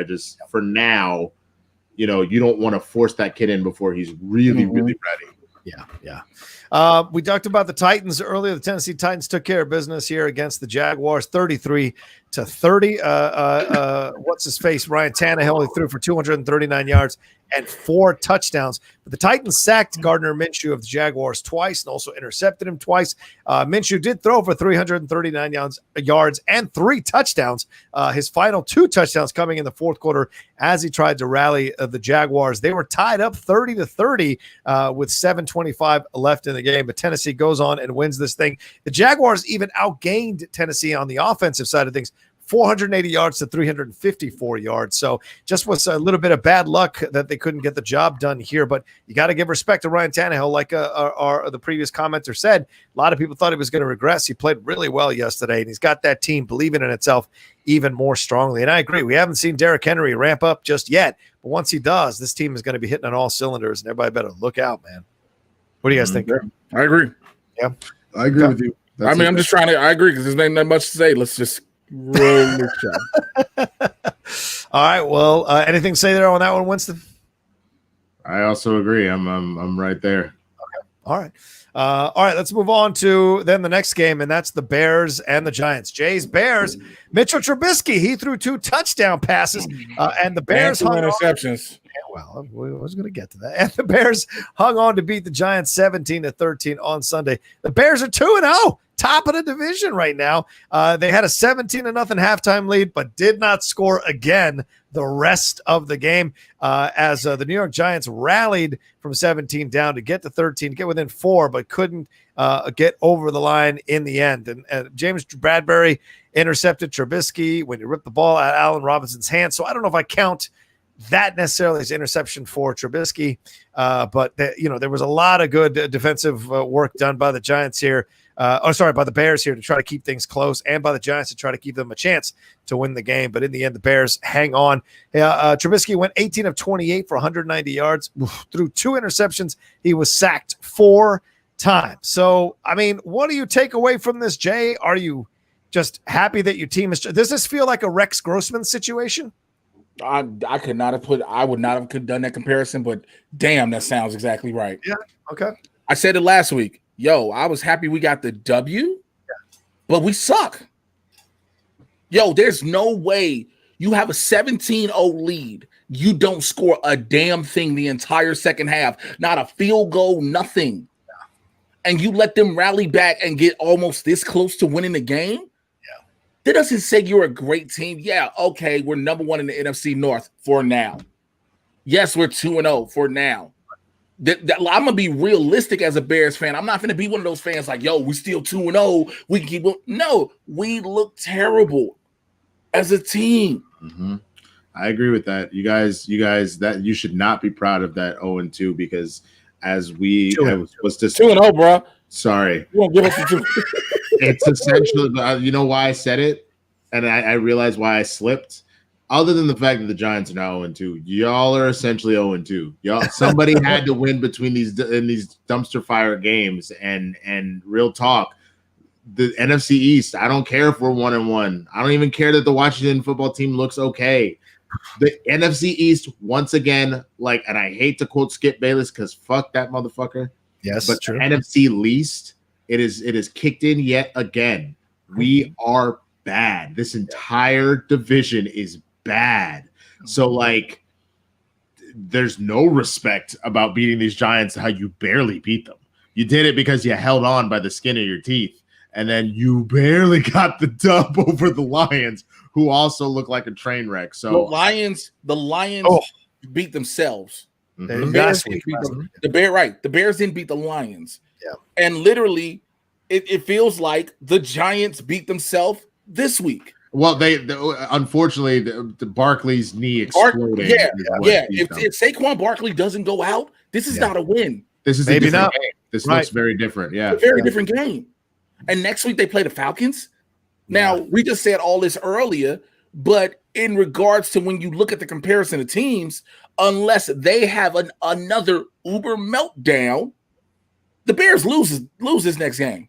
Because even regardless, I will say the one thing is it's not like your offense is exploding on the scene. I mean, obviously Trubisky's doing better than we thought he would, but I mean, at least Dallas put up the 40 points in order to beat the Falcons. Can y'all also put up, because the Falcons can make points. They do that very well. Mm-hmm. But can you keep up? That's really what this comes down to. Yeah. It's crazy with Barkley because he never had a knee issue at Penn State, never had problems. And he was one of those rare running backs that came out of Penn State that could actually make the jump to the NFL and be successful. Most Penn State running backs don't. Remember Kajana Carter? He looked like a sure thing. Oh, I remember him. Yeah. So many Penn State running backs get selected. They look fantastic and have never been able to make the transition to the NFL to be successful consistently. Saquon was people were so insane about Saquon that he was the top pick in the first round last year over almost everybody, including McCaffrey. Pretty incredible. And then he goes out with that injury later in the year last year. And then again out here. Daniel Jones has only started, I think, one game with Barkley as his starter, and that was last week. So it's just these are the things that you kind of look at as Giants. You're you're snake bit. You're snake bit all over the place. And you've got that general manager who got re-signed, Dave Gettleman. You wonder, well, yes, he's made moves. And yes, I kind of feel like he should not be at the job. But then again, he hasn't really had a chance to have his moves come to fruition because these people can't stay on the field. So it's a crazy situation for the Giants overall, because I don't think Daniel Jones is a bad quarterback. I think that guy actually has potential. It's just if he's got no weapons, what can you do here at this point? Especially without Saquon. Yeah, if you got no targets, you got nobody to do nothing with. You're just literally throwing the ball and hoping for the best. Bro, Deion Lewis was their prime running back for the rest of the game. That man is 30, and he's used to only sporadically being used by the Patriots. So it's what do you get? But again, when it goes back to – so let's go back to the Bears. Yeah.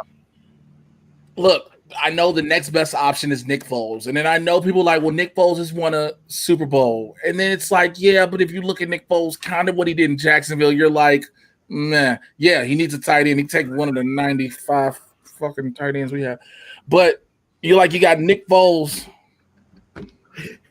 Yes, go ahead. Go ahead, man. Go ahead.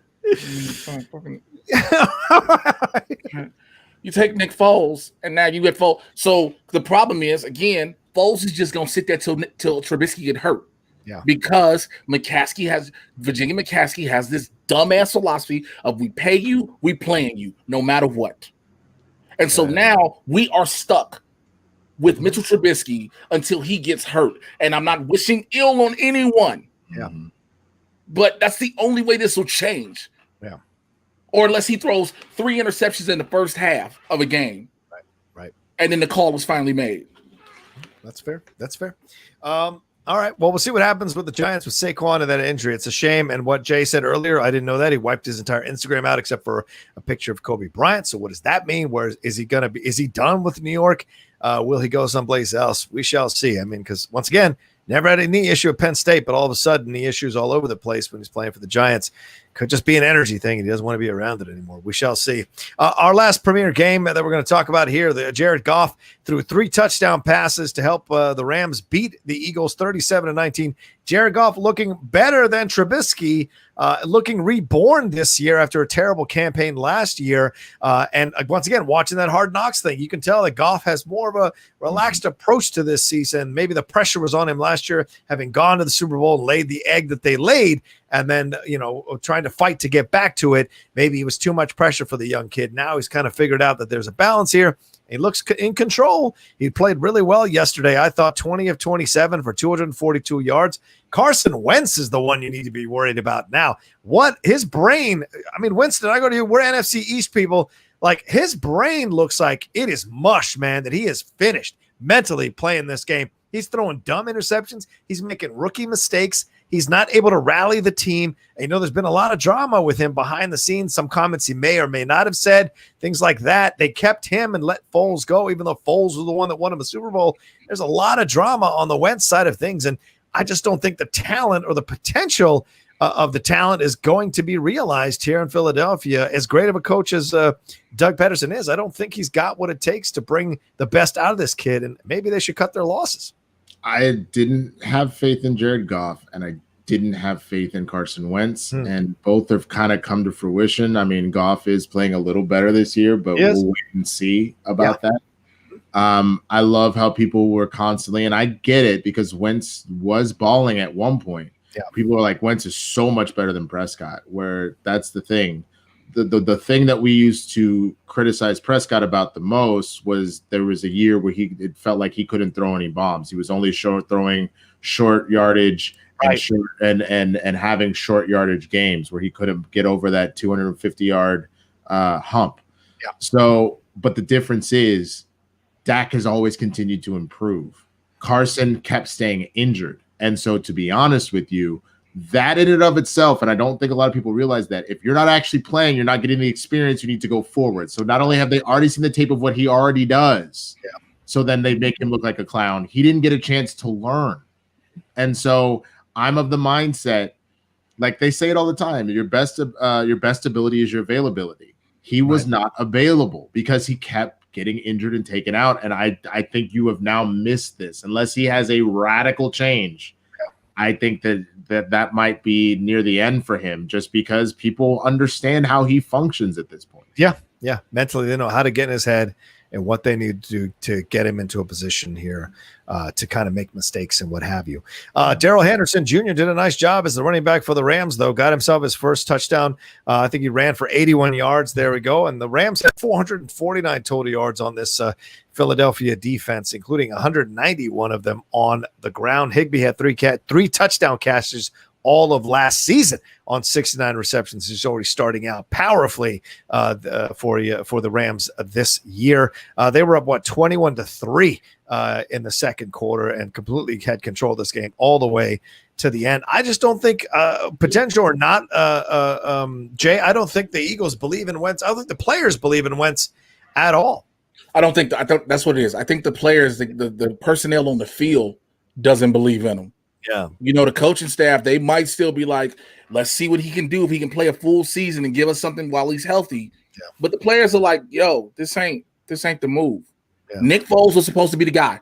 Foles was supposed to be the guy, plain and simple. I mean, bro, 37.9 QBR, and the fact that it was really Miles that had to run up your one touchdown, that's bad. That's a fair point. Yeah, absolutely. Oh, Chris Lee brought an interesting point. He said, time for the Bears to trade for a savior, Jameis Winston. What do you say? Would you want Jameis to be behind center? Hey, guys, Just want to let you in on a secret in case you didn't know this. Black quarterbacks don't happen in Chicago. Last one happened with Cordell Stewart, and that'll never happen again. So, yeah. So just want to let you know it's going to be another white boy. Someone pointed out the other day Jason Campbell was a black quarterback for Chicago. Jason Campbell was not a nigga. Okay. All right. Here we go again. No. Well, Jason, here's the thing. Okay, whether he's black guy, right? Jason Campbell. We don't even count Jason Campbell as a quarterback. Still, period. I don't want to remember the Jason Campbell years for the Washington football That's what I'm saying. Nobody remembers. I mean, he was balling in Oakland until he started to go off that cliff. Oh, right, in Oakland. I forgot about that. And that's where he made a name for himself. When he went off that cliff in Oakland, all of a sudden the Bears was like, let's get Jason Campbell. And then Jason Campbell was like, I'm here. And everybody was like, why? And then we saw that question get answered. And then he was gone again. I'm just being real. You know, people bring up Jason Campbell. No, we remember Cordell Stewart more than we would remember Jason Campbell as quarterback. Fair. Again, Cam Newton was available for dirt cheap, clearly. And they did not get him. But I would say, though, I don't trust your coaching staff. I don't know if Cam would have played well. I don't think Cam plays the way he's playing in New England if he comes to y'all. Oh, no, he doesn't. Absolutely. Yeah. Oh, I think the Matt Nagy experiment is over. It's done. Maybe, man. The Nagy time is over. So now you get you need to stop doing. If you're the Bears, let me say it this way, so I get my thoughts together. And even though I'm trying to wake up, if you're the Bears, you stop trying to do this piece by piece, moment by moment. We'll keep the OC, get rid of the DC, or get rid of the head coach, and keep moving pieces out periodically. Blow it all up, and just say, look.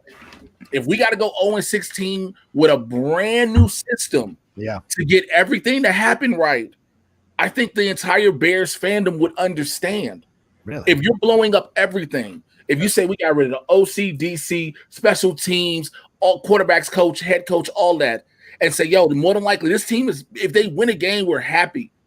But because this is an entirely new system from top to bottom, and they got to learn it, I think that'll be the best bet because you're always trying to put a square peg in a round hole every time you bring in somebody new in a situation. Yeah, that's a fair point.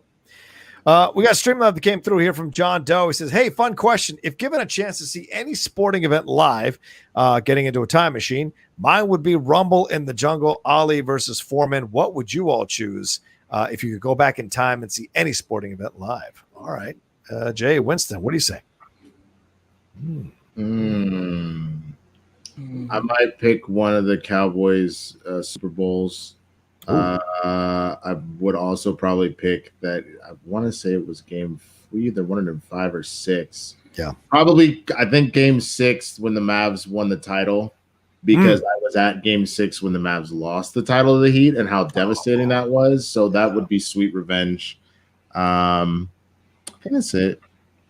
It would be flu game Jordan, just to be in that energy around that. Yeah, and that's good. And the Bears winning the Super Bowl in '85. Oh my God, what a destruction! Oh, the Jordan shot over the Cavs, the push. Oh yeah, how wild he went, and I'm sure how crazy that stadium got. That would have been dope. Craig. Yeah, Kobe. Oh God, Kobe's last game. Fuck. I remember watching that. I was at the 1UP. I was at the 1UP and I watched it on the TV then. It was just wild. Seeing it. And that was the thing. I saw it also live, like on the TV. But imagine being in the Staples Center when Snoop and Jay-Z and all them motherfuckers are like, "Yo!" as Kobe hit 60 on his way out. Like, did you hear how the tickets went though that game? Oh, they were expensive. Go ahead. Well, Jeff, my old roommate, he's a diehard Kobe and a diehard Lakers fan. And so jokingly, he was like, "Do we get these tickets?" I was like, "Bro, nosebleeds are like $2,500." And he was like, "Yeah, I guess we shouldn't rent Stu in weeks." You know what? That's messed up when you gotta be like, "Yeah, rent's due." So, I think on a personal note, I would love to be there when the Washington football team won their first Super Bowl in Miami, or in San Diego. I think it was Miami or San Diego when Riggins hits that 4th and 1. I'd have lost my day. I might have fainted from screaming so loud, being unable to get air back into my lungs. because that was an incredible play. And I remember losing it as an 11-year-old when it happened. So I can't even imagine what that must be like. So, but on another note, I guess maybe, I guess to be there for any of the Jordan clinchers in the finals, because Jordan was the greatest, and to be able to witness that greatness one time would have been something. Maybe against the Suns would have been my favorite one, just because the Suns were probably the biggest test they faced in the finals in all their 6 trips. Which is crazy to say that. Yeah, it is crazy. You forget how Charles had that team with Thunder Dan and Kevin Johnson, all those guys playing well for the Suns. But that throw out to, was it Kerr who hits that 3 to win the game? Yeah, it was reminiscent of what John Paxson did. Yeah, right. Because then Kerr comes in, same 3, damn it, what, the same position or something? I think it was same position too. Yeah, because the defense collapsed on Jordan. Yeah, throw it right out again. Yeah, would have been nice. All right, Bills fan here. Thanks so much for that StreamLab, brother. Bills fan here. Trent Fuller. He said, Bills fan here. Shout out to Josh Allen, Stephon Diggs, and the Bills offense for getting that win over Miami. Next week is going to be the real test against the Rams. Much love to you guys. Drip, drip. There you go. Yeah, that would I agree, man. Once the Bills play, we'll feature the Bills game against the Rams next week, because that's 2 matched talent teams. So it'll be 2-0. So that's going to be fun to watch them going at it for sure. Randy Constant says 2013 Game 6 in the Ray Allen corner 3. I remember that one. Damn, yeah. I remember that because everybody was like, Jesus Shuttlesworth. That was incredible, man. Even more so because like Popovich sat Duncan for that play. Insane to think about. All right, we got any more StreamLabs, Super Chats? No. All right, let's move on to the last segment, or last couple of segments here. Best of the rest. You pick one, whatever one you want to talk about. Aaron Rodgers, Aaron Jones led the Packers to a win over the hapless Lions, 42-21. They really need to just blow it up in Detroit. Josh Allen threw for 417 yards and 4 touchdowns to lead the the Bills over the Dolphins, 31-28. 49ers, they lost Jimmy G for a little bit. Bosa is out, and Raheem Mostert went out as well, and they still beat the Jets 31-13. The Steelers knock out Drew Lock and beat the Broncos 26-21. Drew Lock looks like he's going to be out for at least 6 weeks. Rookie Jonathan Taylor rushed for 101 yards and a touchdown to lead the Colts over the Vikings 28-11. It was not a Phil Rivers masterpiece for sure. The Ravens handled Deshaun Watson and the Texans, who now seem to be in a free fall in terms of their quality. 33-16, the Ravens were killing it. Kyler Murray ran for 2 touchdowns to lead the Cardinals past my hapless Washington football team, 30-15. And Cleveland survived, if you can say that, Joe Burrow and the Bengals, 35-30 at home. So which game stands out for you guys? The 49ers. Okay. Because, again, that's one of those, they beat the Jets. Yeah. When you look at it, it's like they beat the Jets. Right. It doesn't speak volumes to the team. But to lose Bosa, to have Jimmy G get hurt, and then try to come back, and you're losing. You lose Bosa, that's the heart and soul of your defense. Oh, yeah. Absolutely. That's the heart and soul of your defense right there. Like, that's what the 49ers were predicated on. Everybody's like, Jimmy G. And then we saw in the Super Bowl, like, let's not do that.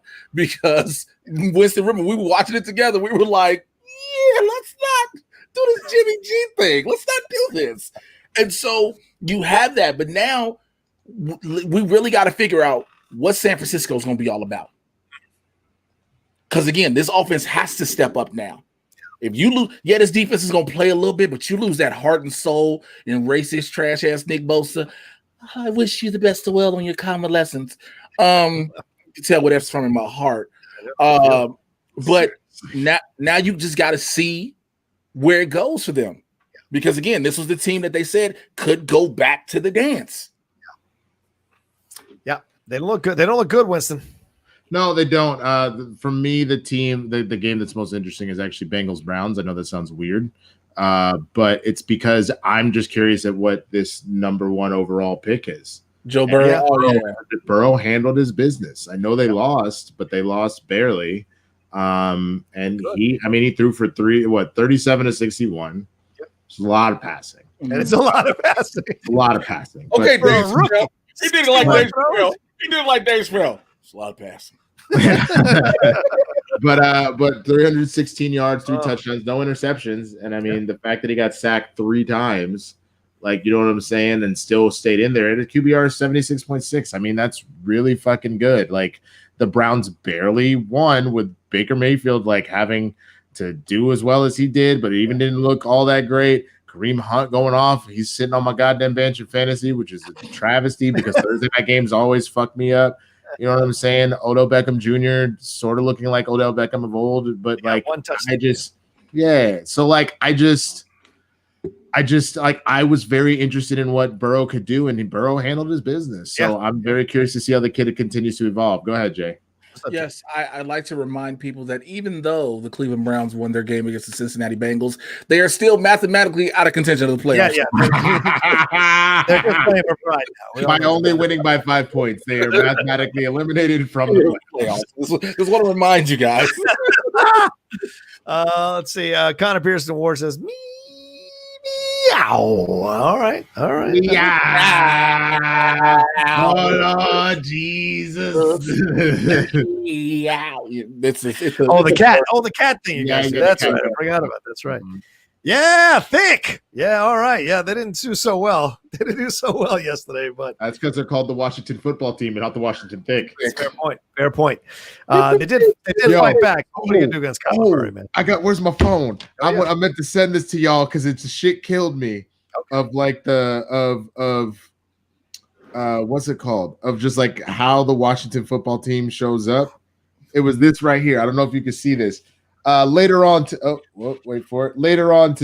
the NFL football team versus the Cardinals. I know. Football team versus Cardinals. It's the worst. It's the worst. Danny Snyder. Who's playing football team? Football team, dog. Yo, I gotta watch this football team game. What? It went from WFT to WTF yesterday. That's for sure. I gotta watch this football team game. Is the best thing. Hey, fam, turn the channel. Who playing? Yo, the football team. Right. I know which one. The football team. Which one? Nigga, for football team. And both Dan Snyder and his wife got COVID, so they were quarantined for the next 2 weeks. Yeah. So, well, look at the Lord, actually. And the head coach of my Seminoles got COVID too, after talking all his mess and trying to screw his players up. So the teams whose mascots could be interpreted, even though the Seminoles have the approval, permission. They have permission, but hail to the football team. I'm gonna read some landscape literature. I can't be a part of that. What's HTTF? Instead of hail to the Redskins, hail to the football hail to the football team, bro. That's hilarious. That's great. I love that. Did you hear? Supposedly, Snyder said they have a name that they're close to. Yeah, that's cool. Sure. They're gonna change it mid-season. Yes.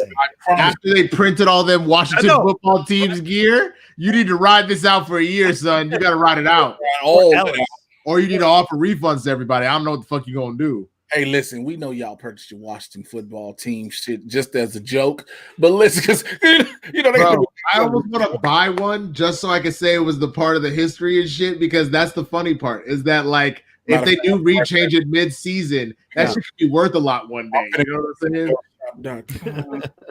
And I feel disgusting to think I might own something from that. Yes, team, Mark Ellis has bought the new gear. Mark Ellis has a long sleeve shirt and a sweater. He's crazy. I don't have anything to do with it. Oh no, it's so funny when you look at all the logos. When you go to NFLshop.com, you see the Raven, the Bengals, so and so, and then you just get to this W. The W's kind of fire though. I don't have a problem with that. What my problem is just then when you see all the support your football team. Yeah.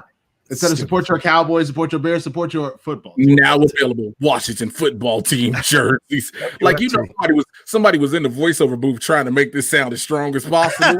Like, this week, the Washington football team will take the field. Like, so tonight we got the New Orleans Saints versus Las Vegas Raiders here. Home opener for the Vegas Raiders here in Las Vegas. First game ever in Las Vegas. What do you guys think? Who wins tonight? The gambling and prostitution industry. Whoa! Well said. Well said. I got New Orleans in this. I'm lying though. Yeah. I got New Orleans in this. I mean, you're dealing with a veteran core. The only thing that puts an interesting story is whether or not Michael Thomas. Well, he's officially out. So him being out, how much that affects that offense. Yeah. It's not to say that Drew Brees can't make it work with anybody. He does all the time. Right. But Michael Thomas is such a lethal weapon. For him to not be in it, I know he got kind of knocked out of it early last week anyway. It'll just be interesting to see what goes on there. But like even with Jacobs, running like crazy, bro, like it doesn't matter. I think Drew Brees and that squad got it. Yeah. I got a feeling that the Saints are going to take care of business. They seem like a better equipped football team. I agree. But the Raiders, I think, he's got him frisky. He's got this Raiders team believing in itself. So I think it's going to be a fun back and forth game. I don't think it's going to be a blowout. It's the same coach from last year when we were like, what are you doing? This is still John Gruden. Can we not act like this is somebody different? You know what I'm saying? Knock on wood if you hear me. I gotta know. But like we're talking about the same exact coach from last year. You can't say after one game he got them feeling themselves. They're in Vegas. This is still the Raiders, and it is still coached by John Gruden, who's made the two dumbest decisions thus far within the past 2 years of football. So it's like, meh. Luis, they're in Las Vegas. Luis, they're not Oakland anymore. Guy, catch up. All right, so trust me. Go to Oakland and talk about the Oakland Raiders and see how angry they're gonna get. Oh, you don't want to make Oakland Raiders fans mad because they will murder you. They're extra angry, and as they should be. Their team just got pulled out from under them, man. Yeah, that's right. They're very strong. How would use the name? Like how they'll be like, what the Cowboys and the Rams on Sunday night. She's like. The Cardinals and the football team on Sunday. The Cardinals in Washington. She was gonna say the city name. Yes, I hope she says the football team because it would make me cry. Speaking of which, I forgot to bring this up earlier in the show because I was half awake. Hey, you guys watched the game, right? The Seahawks and the Patriots game, right? Yes. Did you notice you saw somebody threw a lot of ads in that game? No. I noticed somebody's ads. I saw somebody's half of his head, half of his bald head quickly. But I saw the larger commercial with you for sure. You don't get ads when you watch it on the Yahoo Fantasy Football app. Sorry. But yeah, our own Jay Washington. He's so hurt. He's so hurt. He's going to be on, what's the week?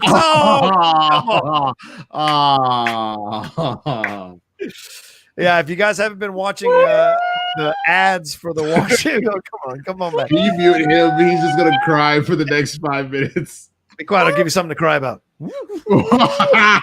Oh shit! He will throw a chocolate through the internet. You don't want that.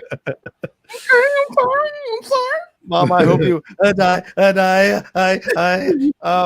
Anyway, Jay's been featured on The Weakest Link, the new thing coming up, the new show coming up, the rebirth of that show with Jane Lynch hosting it. You can see Jay Washington in multiple clips of those commercial breaks. I wonder how long he lasts on the show, so I'm looking forward to seeing it. I'm definitely going to watch it, brother. First round. He makes history as being the first person being told he's the weakest link on the new version. Don't give it away, man. Let people watch it. Spoiler alert, bitch. Has it already been on? Has it already shown or not yet? Show's on 29. Okay, cool. I'm looking forward to it. It'll be fun to watch it, man. Oh God, that entire episode of Blurs is just going to be about you on the show. Oh, that's fine. As a matter of fact, I need to double check. Let's see the date here. Hold on, wait a minute. Let me put some pimping in it. Oh yeah, the Thursday edition of Blurs is all going to be about motherfucking the appearance after the about Superstore, bro. No. About the 22nd of October. That's going to be about Superstore. That's it. Yeah, of course. All right, well, let's move off the NFL as we wrap up the show in the next 10 minutes. If you want to send in a StreamLab or a Super Chat, now's the time to do it. Also, if you haven't hit a like on this, we're only at 131 likes, but we got 194. We had over 200 of y'all watching us at one point. So please, if you haven't hit that thumbs up button, swing that mouse over there, hit that thumbs up button, give us some love. We'd like to get above 150 likes, maybe even closer to 200 likes before we wrap up in the next 10 minutes. Let's switch gears to the NBA before we wrap up here. Anthony Davis brought it home for the Lakers here after the Lakers had surrendered their lead to the Nuggets during the game here last night in the Western Conference Finals.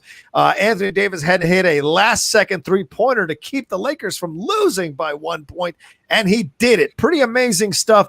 Rajon Rondo with a deft bounce pass to Anthony Davis when he sprung open, and Jokic was just a half a beat, even I don't know how you can count millisecond. He was like 2 or 3 milliseconds too late to block that shot from Anthony Davis or obstruct Anthony Davis in any way. And Anthony nailed that three-pointer. Pretty incredible stuff, considering Anthony Davis has never been in the playoffs to this extent, this far into the playoffs. Way to keep his head, way to keep his cool, and hitting that three-pointer to help the Lakers win and go up 2-0. This is kind of dangerous because isn't this where the Nuggets start to make a run? As soon as the Lakers get up 3-1, it could get crazy for them for sure, as the Nuggets have proven in the past 2 series. But overall, I think the Lakers were playing well, but the Nuggets showed a lot of fire that surprised a lot of people. What did you guys think of this? Or do you think this is just basically the Lakers to win now, or do you think the Nuggets have shown that they can hang with these guys and they'll bring that confidence into Game 3? I've been hearing people going like, look, just go ahead. I hate to say it, they've been saying it like this. Just go ahead and give the Lakers the trophy so we can get out the bubble. Wow. And I hate people doing that because you write off everybody else. Yeah. Like, you not even just writing off Denver, but writing off Miami at this point. Like, and Boston. Boston, but I'm more so riding Miami out the East. Like, I got to ride Miami out the East. But this is now LeBron finna get these injections in his knees so he can go ahead and do what he got to do for these next couple, just to get this over with. Yeah. Because this is LeBron James. As much as people talk about him, he is a floor general. He understands I cannot play games with this team. What do you think there, Winston? I mean, you do not crown the Lakers at all, because watch all your favorites. You know, people have greatest hits and shit. The Nuggets' greatest hits are going down 3-1 and obliterating teams that are supposed to be in the Western Conference Finals or in the finals. So no, until the Lakers actually put them away. Sorry, I don't give a shit if they're up 2-0 right now. This is the start. So, and if anybody should know something about some 3-1 like runs, like returning from the dead, LeBron James knows about that shit. So, he does. You're right. Both ends. Yeah. So I think ultimately the Lakers will probably win it. I mean, I'm sad to say it, but yeah, I think the Lakers, at least this. I don't necessarily know yet if they win it all, but I do think that they win this series. Yeah. But I think this is going to 7 games, and that's crazy to say. But the fact that it took an Anthony Davis buzzer beater to do it, come on now. It's pretty crazy to think about, because I mean the Lakers were pretty comfortably ahead, and the Denver Nuggets just systematically chipped away at it in the third and fourth quarter to the point where they were just, they were there to win it. They were there. Jamal Murray had got that block on Rondo. They looked like their defense was set up well. Jokic said after the game it was just a miscommunication there right at the end. So that's something they'll probably clean up going forward. So if this game did anything for their confidence that they can hang with this supposed vaunted Lakers team, that could spell danger for the Lakers overall. Yeah. Yep. Because go Dallas Stars. Let's go. What's that? Oh, the Dallas Stars for the Stanley Cup. Let's go. Right on. Jokic at 30 points. Jamal Murray 25 points. So, and Michael Porter Jr. got himself 15, but Millsap only had 6. Grant only 7. So, if one of these other players starts to step up a little bit more scoring wise, they'll be in a better position to upset these Lakers in this series. James had a quiet 26 points. Did have 11 rebounds though, so that helps the situation. 4 assists. Danny Green finally showed up, got himself 11 points.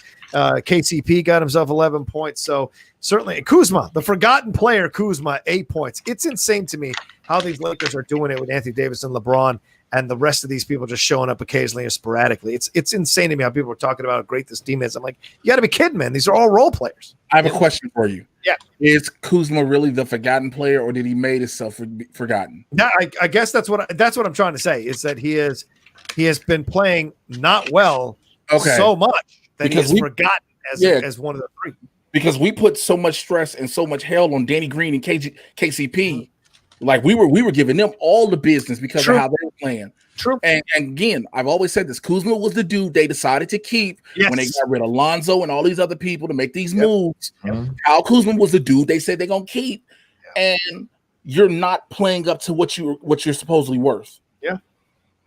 Yeah, and Rondo's old, but you're still getting his brains on the team. Dwight Howard had a good first game, but then got caught with a technical last night, throwing an elbow at one of the Nuggets. So when you're dealing with Dwight Howard, love him up in one game, you risk the danger that he starts to feel himself a little bit and does stupid shit, because that's what Dwight Howard does nowadays when he plays. So that's the danger you run with a guy like Dwight. We'll see what happens. I'm looking forward to it. I'm definitely looking forward to the next game, to Miami and Boston, because I don't know what's going to happen. Boston got this victory over Miami up by 20, kept that lead finally, and won the game. Now is Miami pissed and comes back hard at Boston and gets that third victory. So they got a commanding 3-1 lead, or does Boston tie this thing up? And now we got ourselves a hell of a series as we go into the next few games. I don't know. I'm looking forward to that series a lot. Jimmy B. Jimmy B. I want to see how far it goes. I really, that's a 6 or 7 game series. That's not a 5. Yeah, that's 6 fair. or 7 game series. I don't disagree with you. All right, let's wrap up. We got 3 minutes left, so let's start doing our plugs here. And please, if you haven't hit the like button yet, do so. We're at 147 likes. Get us over 150 likes, for the love of God. And if you're watching us later, please leave a comment and a like. The comments and likes help elevate the show, help elevate the channel in the algorithm of YouTube, so it can be suggested on the side if people come over and enjoy us. All right, Winston, where can they find you, man? Everything got going on, brother? At the Swaggy Blurred, THESWGGYBLERD. It's right below me. Stuff going on. SCN tomorrow and Thursday. Blurs in the Hood tomorrow and Thursday. We now do 2 days a week. That's 2 p.m. Pacific. Oh, that reminds me to make. Sorry, I'm gonna write that down. Make thumbnail. Right, cool. It made a run sheet too, but because I didn't get a chance to do it because I was spending time with my daughter this weekend. But I'll start it.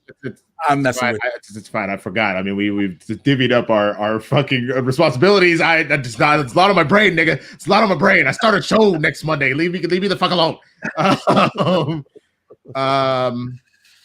Jesus, I don't even remember. Swaggy Blurred. Swaggy Blurred, Twitch, Swag Day, Fun Day. We had an awesome time with a certain point of view. This coming weekend, we've got 2 more awesome Schmodown guests. I mean, Rocha, again, whenever you're free on a Sunday, you let me know. But we've got the Warfather and Rachel Silvestrini will be joining me on Swag Day, Fun Day. Nice. Sunday, so it should be a lot of fun. Go watch the playback. If you didn't, go to my twitch.tv/theswaggyblurred. Watch the playback of this Sunday. Specifically, watch us play Patently Stupid at the end. And the question was, you had to invent something because you kept ruining anal sex. I don't know who came up with that thing.